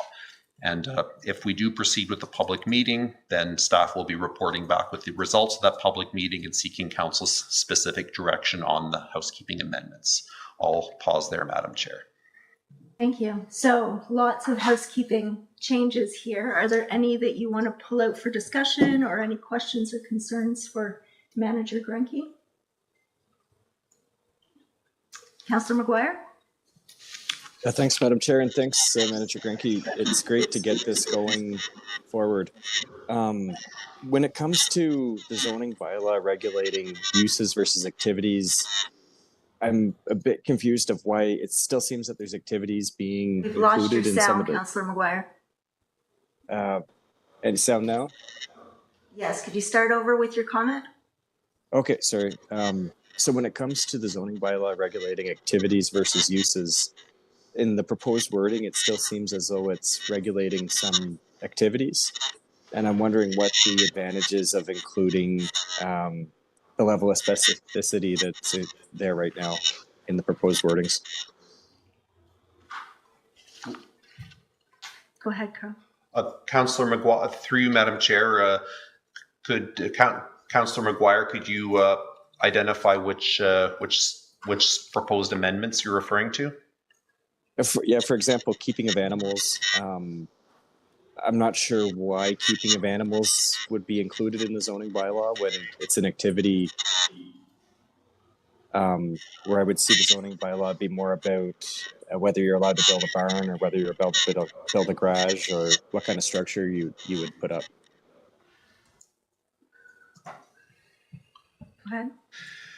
No, fair point, Councillor. So I think just in reading through the rest of this section, so household pets is permitted as of right, and the way I don't have the zoning bylaw in front of me, but my read is that poultry is specifically excluded from the definition of household pets. So I think we could take that out. I think when we reference animal hospital, animal care, and kennel, those are specific and defined land uses that are fundamentally distinct from a situation where a residential use is occurring and somebody is keeping animals either as a pet or some sort of other function that's really and truly accessory to the residential use. So I think that's where I was proposing that we remove the regulation of pets. So I think thinking out loud, if we were to say no animals other, well, if we were to remove the phrase no animals other than household pets and just leave it as except in accordance with the town's animal control bylaw currently in effect. Is your question, Councillor, related to the wording of household pets there, or is it related more broadly to the other terms referenced in that section?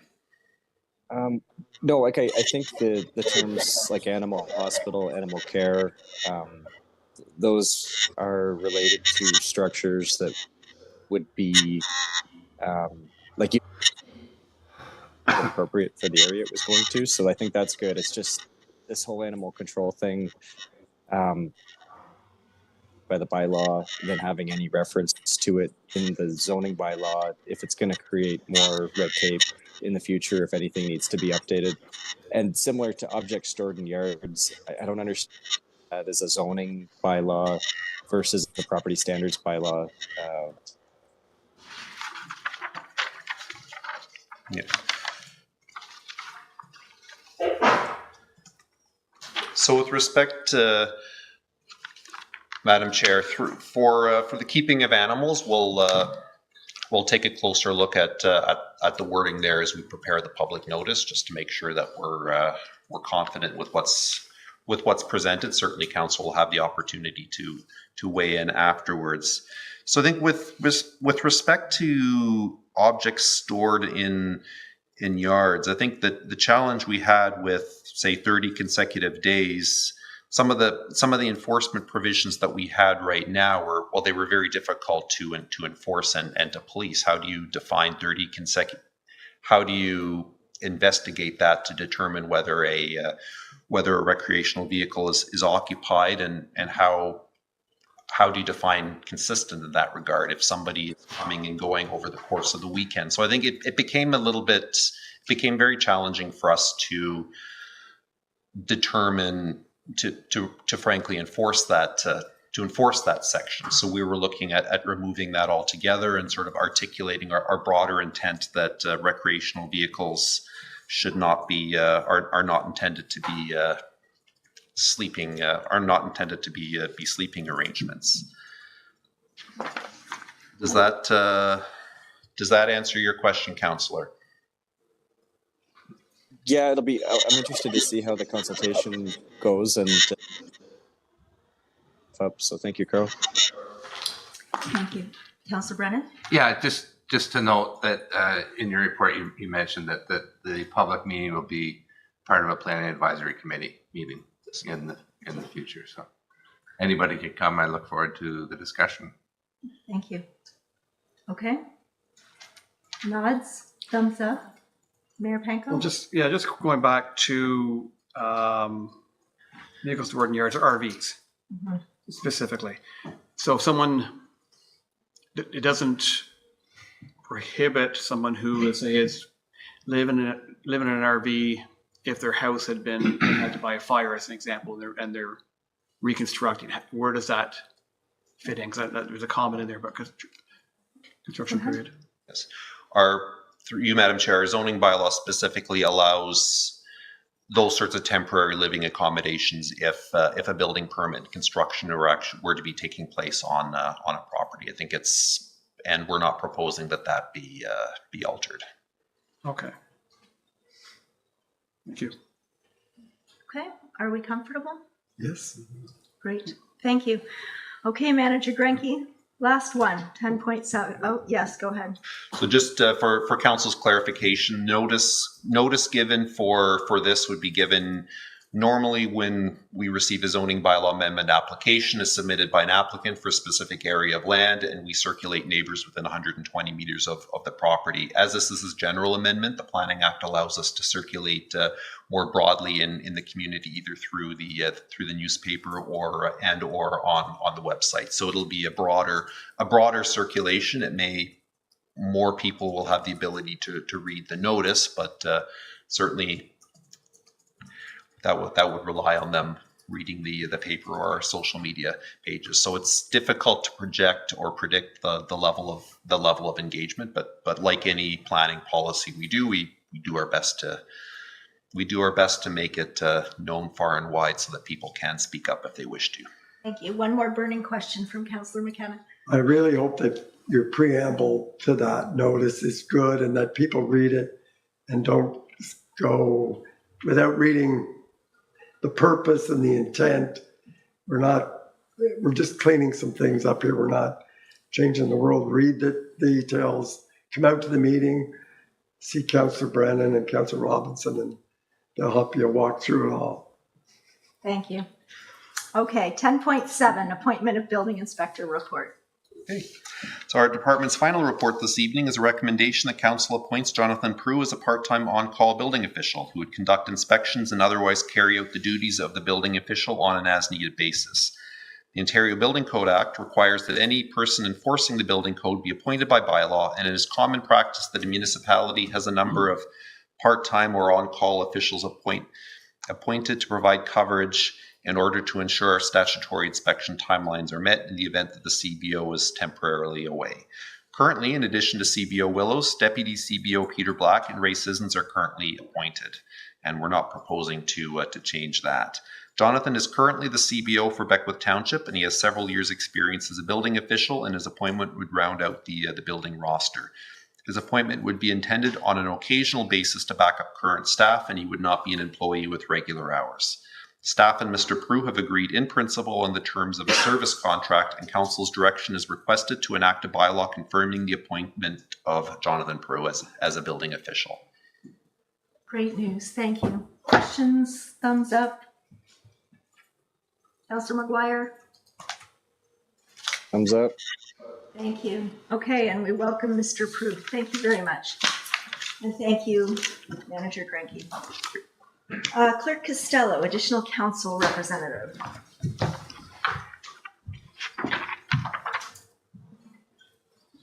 Thank you. As council's aware, we have a municipal heritage committee, and they do meet every second Tuesday of every month at 4:30 here in the council chamber. Currently, there is 2 vacancies for citizen appointment, so I'll put a plug in for that. But there's also 1 vacant seat for a council member. Currently, we have Councillor McGuire who sits on that committee, but there's many big undertakings that this committee is going to be doing in the next year or so, one being the Heritage Conservation District, the annual symposium being another. So we're hoping that we'll have another council member step up and be appointed to this committee. Thank you. Councillor Quinn? I asked you before, is a council rep a voting member, or are we there just as gathering information? I believe they're a voting member. Voting member. Councillor McKenna? Is it Clerk Costello, was it the same day as the Climate Action Work Group? I think it's the second Tuesday that they meet at 2 o'clock. I'll have to defer to Manager Grenke on that one. Just trying to look at schedules. Through you, Madam Chair, yes, currently they do meet at the same day, almost back to back. However, my experience with both of those committees is that in order to align with the availability of committee members, there may be flexibility in terms of which Tuesday of the month that they meet. But that is currently the arrangement. Was that you volunteering, Councillor McKenna? No, I was just wanting to have all the information. Councillor Quinn? I'll volunteer. And if it becomes too much, I'll let you know. Thank you. Thank you. Lots of thumbs up for Councillor Quinn. Thank you. A resolution will be added this evening to the council agenda if council concurs, and we'll have a formal appointment made. Thank you. And will you be speaking to 10.9? Sure, certainly can. Thank you very kindly. So we had an application come forward for the one vacant seat in our Planning Advisory Committee.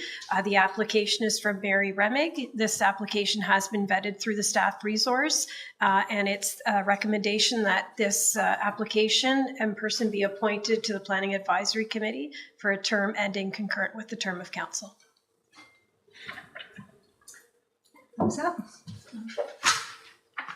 Great. Perfect. So that'll be added. That will be added formally on the council agenda this evening as well. Thank you, Clerk. Thank you. Okay, that ends our priority items. Does anyone have a committee, board, or external organization update? Seeing none. Any correspondence items? There are none listed on the agenda. No notice of motions. So if I could have a motion to move in camera, moved by Councillor Robinson, seconded by Councillor Quinn, that the Council of the Corporation of the Town of Smith Falls, as provided in Section 2392B of the Municipal Act 2001, as amended, move into a closed meeting at 7:02 p.m. to discuss a personal matter about an identifiable individual. All in favor? Carried. Thank you. We'll be back shortly.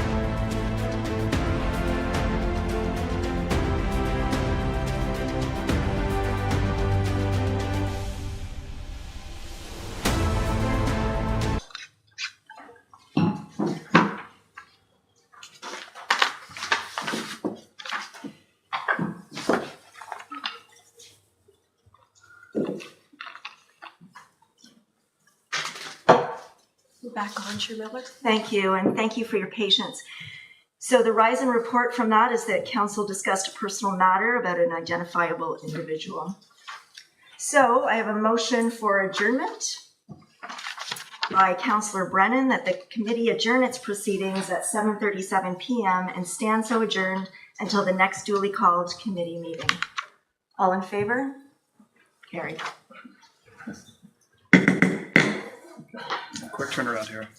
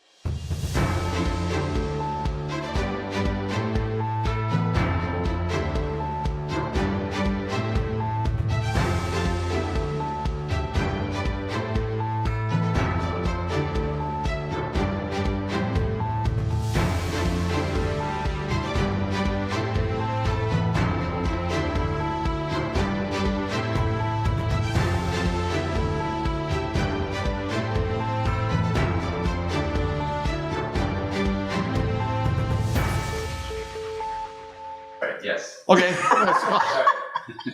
Okay. Welcome back, everyone. This meeting is Smith Falls Town Council for Tuesday, September 3rd. I'll open the meeting with our land acknowledgement. On September 3rd, 2024, we acknowledge that the sacred land in which Smith Falls is now located has been a site of human activity for over 10,000 years and is rich in Indigenous history. This land is the ancestral and unceded territory of the Algonquin Anishinaabe Nation. We're grateful to the Algonquin ancestors who cared for the land and water in order we might meet here today. We're also grateful to the Algonquin people for their contribution in the making of the Rideau Canal, which runs through Smith Falls. We are mindful of broken covenants and the need to reconcile with all our relations.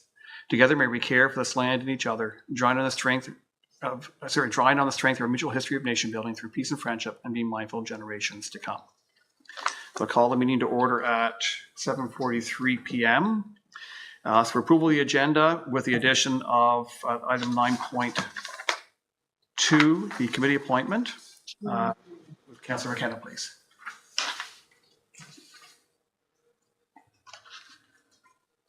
Really?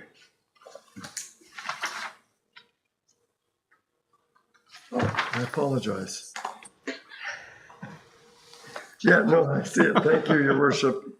Moved by myself, second by Councillor Robinson, that the September 3rd, 2024 regular council meeting agenda be approved as circulated. Thank you. Moved by Councillor McKenna, second by Councillor Robinson, that the September 3rd regular council meeting agenda be approved as circulated. All in favor? Carried. Ask for disclosure of pecuniary interest and or conflict of interest and general nature thereof. Seeing none. Approval of minutes of the Councillor McGuire, who is here remotely. Thank you, Your Worship. Moved by myself that the minutes of the July 22nd, 2024 and August 6, 2024 council meetings be approved as circulated. Moved by Councillor McGuire, second by Councillor McKenna. The minutes of the July 22nd, 2024 and August 6, 2024 council meetings be approved as circulated. All in favor? Carried. Thank you. Reports and from council. We've seen no reports. I have no announcements. I do have 2 proclamations. So we'll start there. Sorry, one announcement and first, yes. Lanark County is in its 200th anniversary year, is seeking nominations for its Lanark County Awards of Excellence. Information can be found on the Lanark County website, but looking for a Lanark County citizen or business who has made a significant or extraordinary contribution to Lanark County, one of the following categories: volunteerism, youth, agriculture, heritage and ecology, recreation and sports, community service, business and industry, tourism, arts and culture, and philanthropy. So you can nominate them at the lanarkcounty.ca website. It'd be great to have someone from Smith Falls nominated. And as I mentioned, I have 2 proclamations.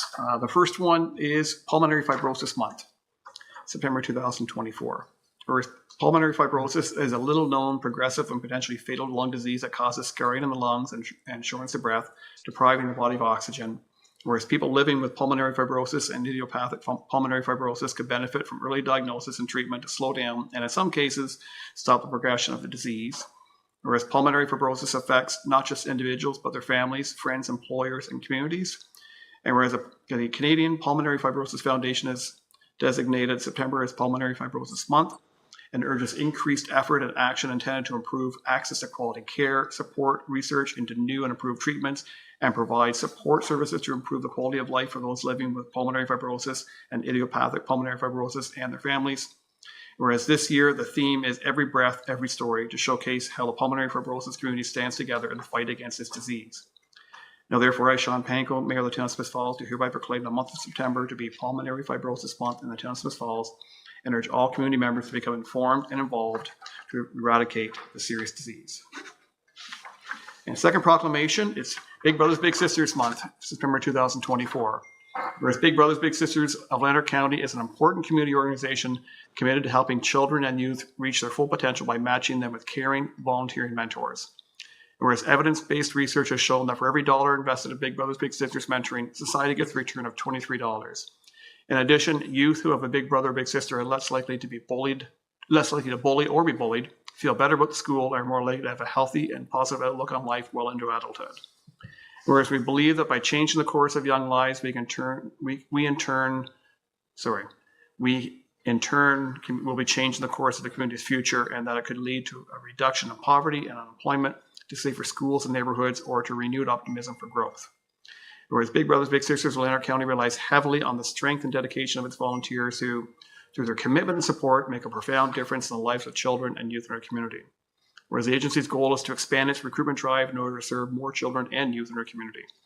Now therefore, I, Sean Panko, Mayor of the Town of Smith Falls, hereby proclaim September 2024 as Big Brothers Big Sister Month, and specifically that September 18th, 2024 be known as Big Brothers Big Sisters Day in the Town of Smith Falls.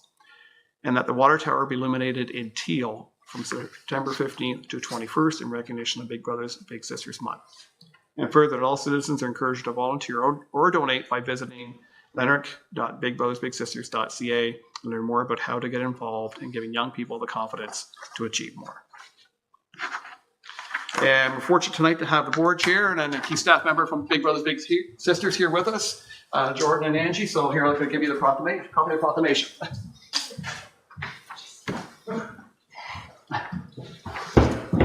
Roll coming up? Okay. Awesome. Okay. Thank you for all you do, both of you. Thank you for your organization and happy. Big Brothers Big Sisters Month. Perfect, All thank you. right. Okay. Thank you. Thanks for sticking around. Appreciate that. Thank you.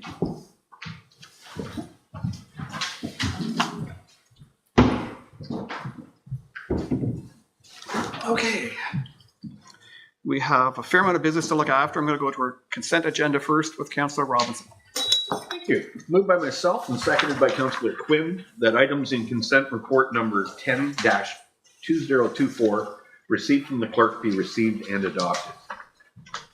Thank you. I was moved by Councillor Robinson, seconded by Councillor Quinn. The items in consent report number 10-2024 received from the clerk be received and adopted.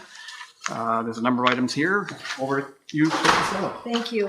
All of these items were discussed at the August 26th Committee of the Whole. We have a bylaw for the BR&E investment strategy award of contract, a bylaw to accept the 2024 asset management plan, a bylaw to award the contract and over budget expenditure for the arena melt pit. We also have the CCCDC cost plus contract execution for 25 Old Mill Road. And the final bylaw on this evening consent agenda is for the Canada Community Building Fund, the municipal funding agreement, and that's related to the gas tax.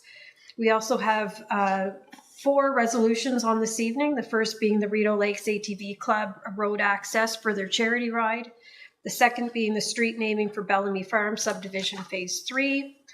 The third being the LaSalle Causeway in Kingston, and the fourth and final being the Association of Municipalities of Ontario and the Ontario Medical Association Joint Health Resolution Campaign. Thank you. Would anyone like to pull any particular item out for further discussion? Seeing none. All in favor? It's carried. Thank you. Okay, moving forward, our first motion is with Councillor McGuire, please. Thank you, Your Worship. Moved by myself and seconded by Councillor McKenna that the Council of the Corporation of the Town of Smith Falls, Don Quinn, to the Municipal Heritage Committee for the remainder of the 2022. Thank you. Any further discussion? No, just we've got a lot of work to do, and I've been having trouble getting quorum recently with illness and people being busy. So hopefully this will help us get more done for the committee and for the town. Thank you. Moved by Councillor McGuire, seconded by Councillor McKenna, that the Council of Corporation of the Town of Smith Falls appoint Don Quinn to the Municipal Heritage Committee for the remainder of the 2022-2025 term of council. All in favor? Carried. Thank you. Glad you put your hand up and said in favor, Don. 9-2, over to Councillor Brennan. Thank you. Moved by myself, seconded by Councillor Robinson, the Council of the Corporation of the Town of Smith Falls appoint the following applicant to the Planning Advisory Committee for the remainder of the 2022-2026 term of council or until new appointments are made via resolution. Mary Reming. Thank you. Discussion, please. Yep. We have got a vacancy on planning, and Mary has a great interest in the town and a lot of knowledge about planning, so we welcome her to the committee. Thank you. Moved by Councillor Brennan, seconded by Councillor Robinson. The Council of the Corporation of the Town of Smith Falls appoint the following applicant to the Planning Advisory Committee for the remainder of the 2022-2026 term of council or until new appointments are made via resolution. Mary Remick. All in favor? Carried. Thank you. Okay, we've got a number of bylaws. Councillor Quinn, you're up first. Thank you, Your Worship. Moved by myself, second by Councillor Robinson, that a bylaw to adopt the cash in lieu of parking policy be received and read a first time and taken as read a second time. Thank you. Moved by Councillor Quinn, second by Councillor Robinson, that a bylaw to adopt the cash in lieu of parking policy be received for the first time and taken as read a second time. All in favor? Carried. Thank you. Discussion, Councillor Quinn? This is something that takes place because of the needing intensity of more parking within our area. And it's $1,850, and that money must be used for parking. And this is for non-residential development. So as the need for parking grows, this money will be available to help with that situation. Thank you. Further discussion? Thank you. Move by. Also, no, sorry. Further discussion, Councillor McGuire? Thank you, Your Worship. I'm not going to support this tonight because it's founded on the idea that there's an arbitrary number of parking spots that each business needs. So if you took a shoe store, restaurant, you might need more parking spaces because that's what the arbitrary policy decides. In turn, it's a cash grab for whoever's trying to redevelop that property to create a vibrant downtown commercial space. The other problem with this policy is that there's no business plan behind the numbers. So it's not that we cash to build this many parking spots. It's just that we're collecting this money arbitrarily in the future that someday we may build a parking garage if growth justifies it or needs it. When we look at the parking studies we've done in the downtown core over the last few years, there's been nothing that's shown a pressing need for parking. And I think it's just one more thing that's going to add to the cost of redeveloping the downtown core and redeveloping commercial areas that we need so badly. So for me, I won't be supporting this evening. Thank you. Is there support for Councillor Quinn? Third reading, please. Thank you. Thank you, Your Worship. Moved by myself, second by Councillor Robinson, that a bylaw to adopt the cash in lieu of parking policy be now read a third time and finally passed, signed, sealed, and numbered 10574-2024. Thank you. It's moved by Councillor Quinn, second by Councillor Robinson, that a bylaw to adopt the cash in lieu of parking policy be now read a third time and finally passed, signed, sealed, and numbered 10574-2024. All in favor? Carried. Thank you. Councillor McKenna, you're up next. Yes, Your Worship, moved by myself, seconded by Councillor McGuire, that a bylaw to adopt the terms of reference for the Public Arts Advisory Committee be received and read a first time and taken as read a second time. Thank you. Moved by Councillor McKenna, second by Councillor McGuire, that a bylaw to adopt the terms of reference for the Public Arts Advisory Committee be received for the first time and taken as read a second time. All in favor? Carried. Thank you. Discussion, please. Yes, Your Worship, the town has over the years has been moving forward with the public art in our community. It adds a rich cultural value. It adds so much more meaning to living in our community when we see the opportunities for public art. So council has adopted an arts master plan. They've adopted a policy to guide that master plan. And a key piece of that is an advisory committee. And so the advisory committee, the terms of reference, so these are the marching orders for the committee to make sure that that master plan and policy are adhered to. So going forward, we'll be seeking volunteers from different walks of life to join the advisory committee. And a particular interest, we're interested in inviting young people to participate in that important advisory committee. Thank you. Any further discussion? May you have a third reading, please? Yes, again, moved by myself, second by Councillor McGuire, that a bylaw to adopt the terms of reference for the Public Arts Advisory Committee be now read a third time and finally passed, signed, sealed, and numbered 10575-2024. Thank you. Moved by Councillor McKenna and seconded by Councillor McGuire. The bylaw to adopt the terms of reference for the Public Arts Advisory Committee be now read a third time. Finally passed, signed, sealed, and numbered 10575-2024. All in favor? Carried. Thank you. Item 10.3, Councillor Robinson, please. Thank you. Moved by myself, seconded by Councillor Quinn, that a bylaw to appoint Mr. Jonathan Prue as a Town of Smiths Falls building inspector and authorize the execution of an agreement be received and read a first time and taken as read a second time. Thank you. Moved by Councillor Robinson, seconded by Councillor Quinn. That a bylaw to appoint Mr. Jonathan Prue as the Town of Smith Falls Building Inspector and authorize the execution of an agreement be received for the first time and taken as read a second time. All in favor? Carried. Discussion, please. Mr. Prue is currently the chief buildings official in Beckwith Township. And this agreement will ensure that we aren't left shorthanded, and he'll be used on a as-needed basis. Thank you. Any further discussion? Third reading, please. Moved by myself, seconded by Councillor Quinn, that a bylaw to appoint Mr. Jonathan Prue as Town of Smith Falls Building Inspector and authorize the execution of an agreement be now read a third time and finally passed, signed, sealed, and numbered 10576-2024. Thank you. Moved by Councillor Robinson and seconded by Councillor Quinn. That bylaw to appoint Mr. Jonathan Prue as the Town of Smith Falls Building Inspector and authorize the execution of an agreement be now read a third time and finally passed, signed, sealed, and numbered 10576-2024. All in favor? Carried. Thank you. Councillor McGuire, you're back.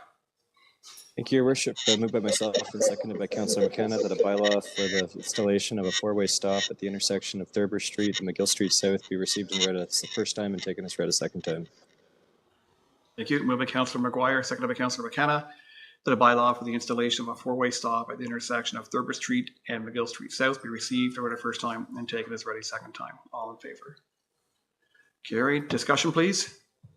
So this was brought to us tonight by Director McMahon at the Committee of the Whole. It'll make the intersection of Thurber and McGill Street South more safe just in time for the school seasons. And it sounds like they have the stop signs ready to go and they'll be up for tomorrow. So First day of school. Thank you. Third reading, please. Moved by myself and seconded by Councillor McKenna that a bylaw for the installation of a four-way stop at the intersection of Thurber Street and McGill Street South be now read a third time and finally passed, signed, sealed, and numbered 10577-2024.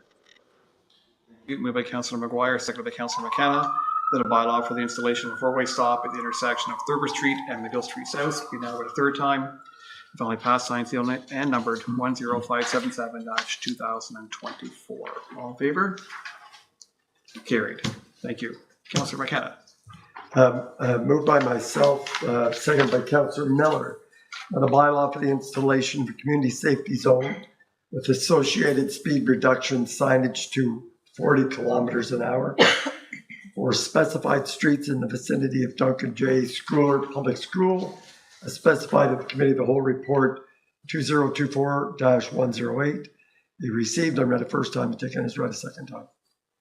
Thank you. Moved by Councillor McKenna and seconded by Councillor Miller, that a bylaw for the installation of a community safety zone with associated speed reduction signage to 40 kilometers an hour for specific streets in the vicinity of Duncan J. School or Public School, as specified in Committee of the Whole Report 2024-108, be received for the first time and taken as read a second time. All in favor? Carried. Thank you. Discussion, please.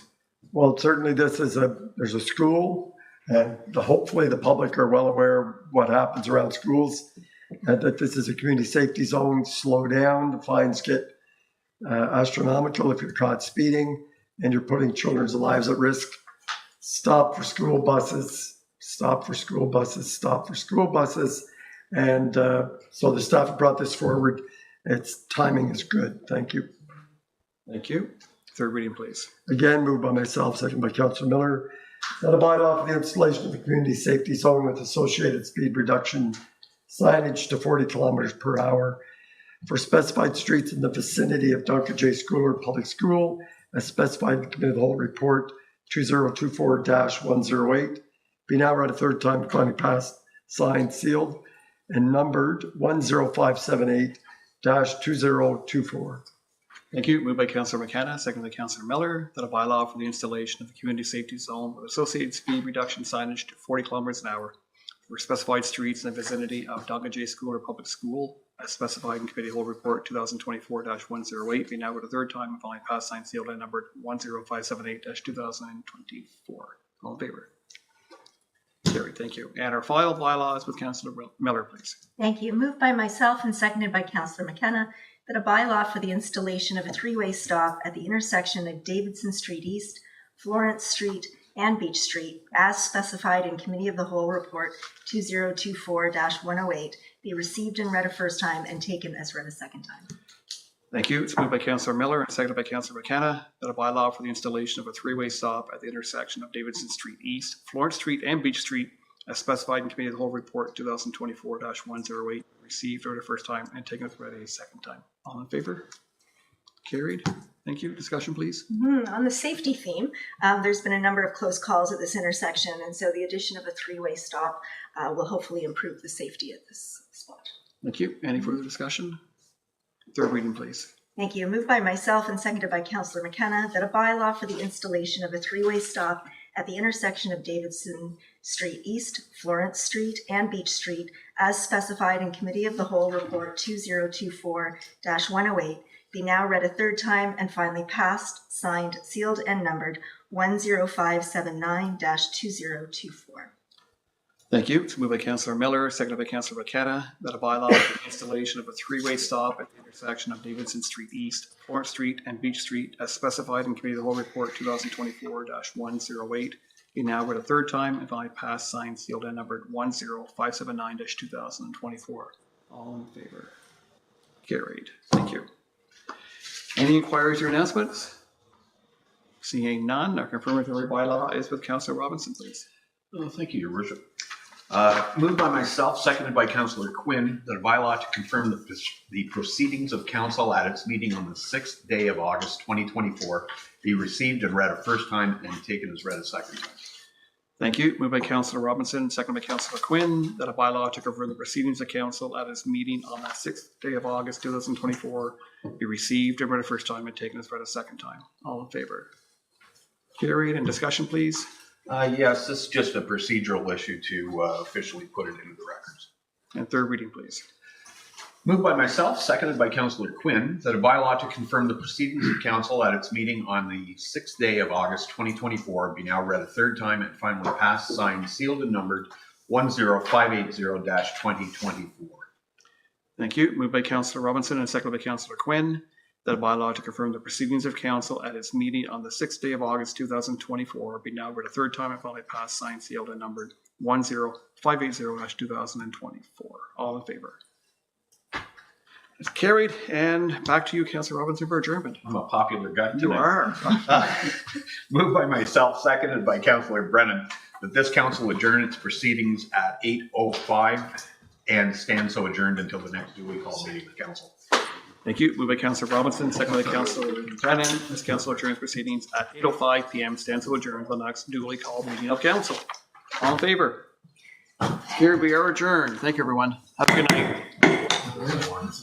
The MRI tour and county council. Want to give me your District 5 mug? on the I'm just going to take 18th. yours.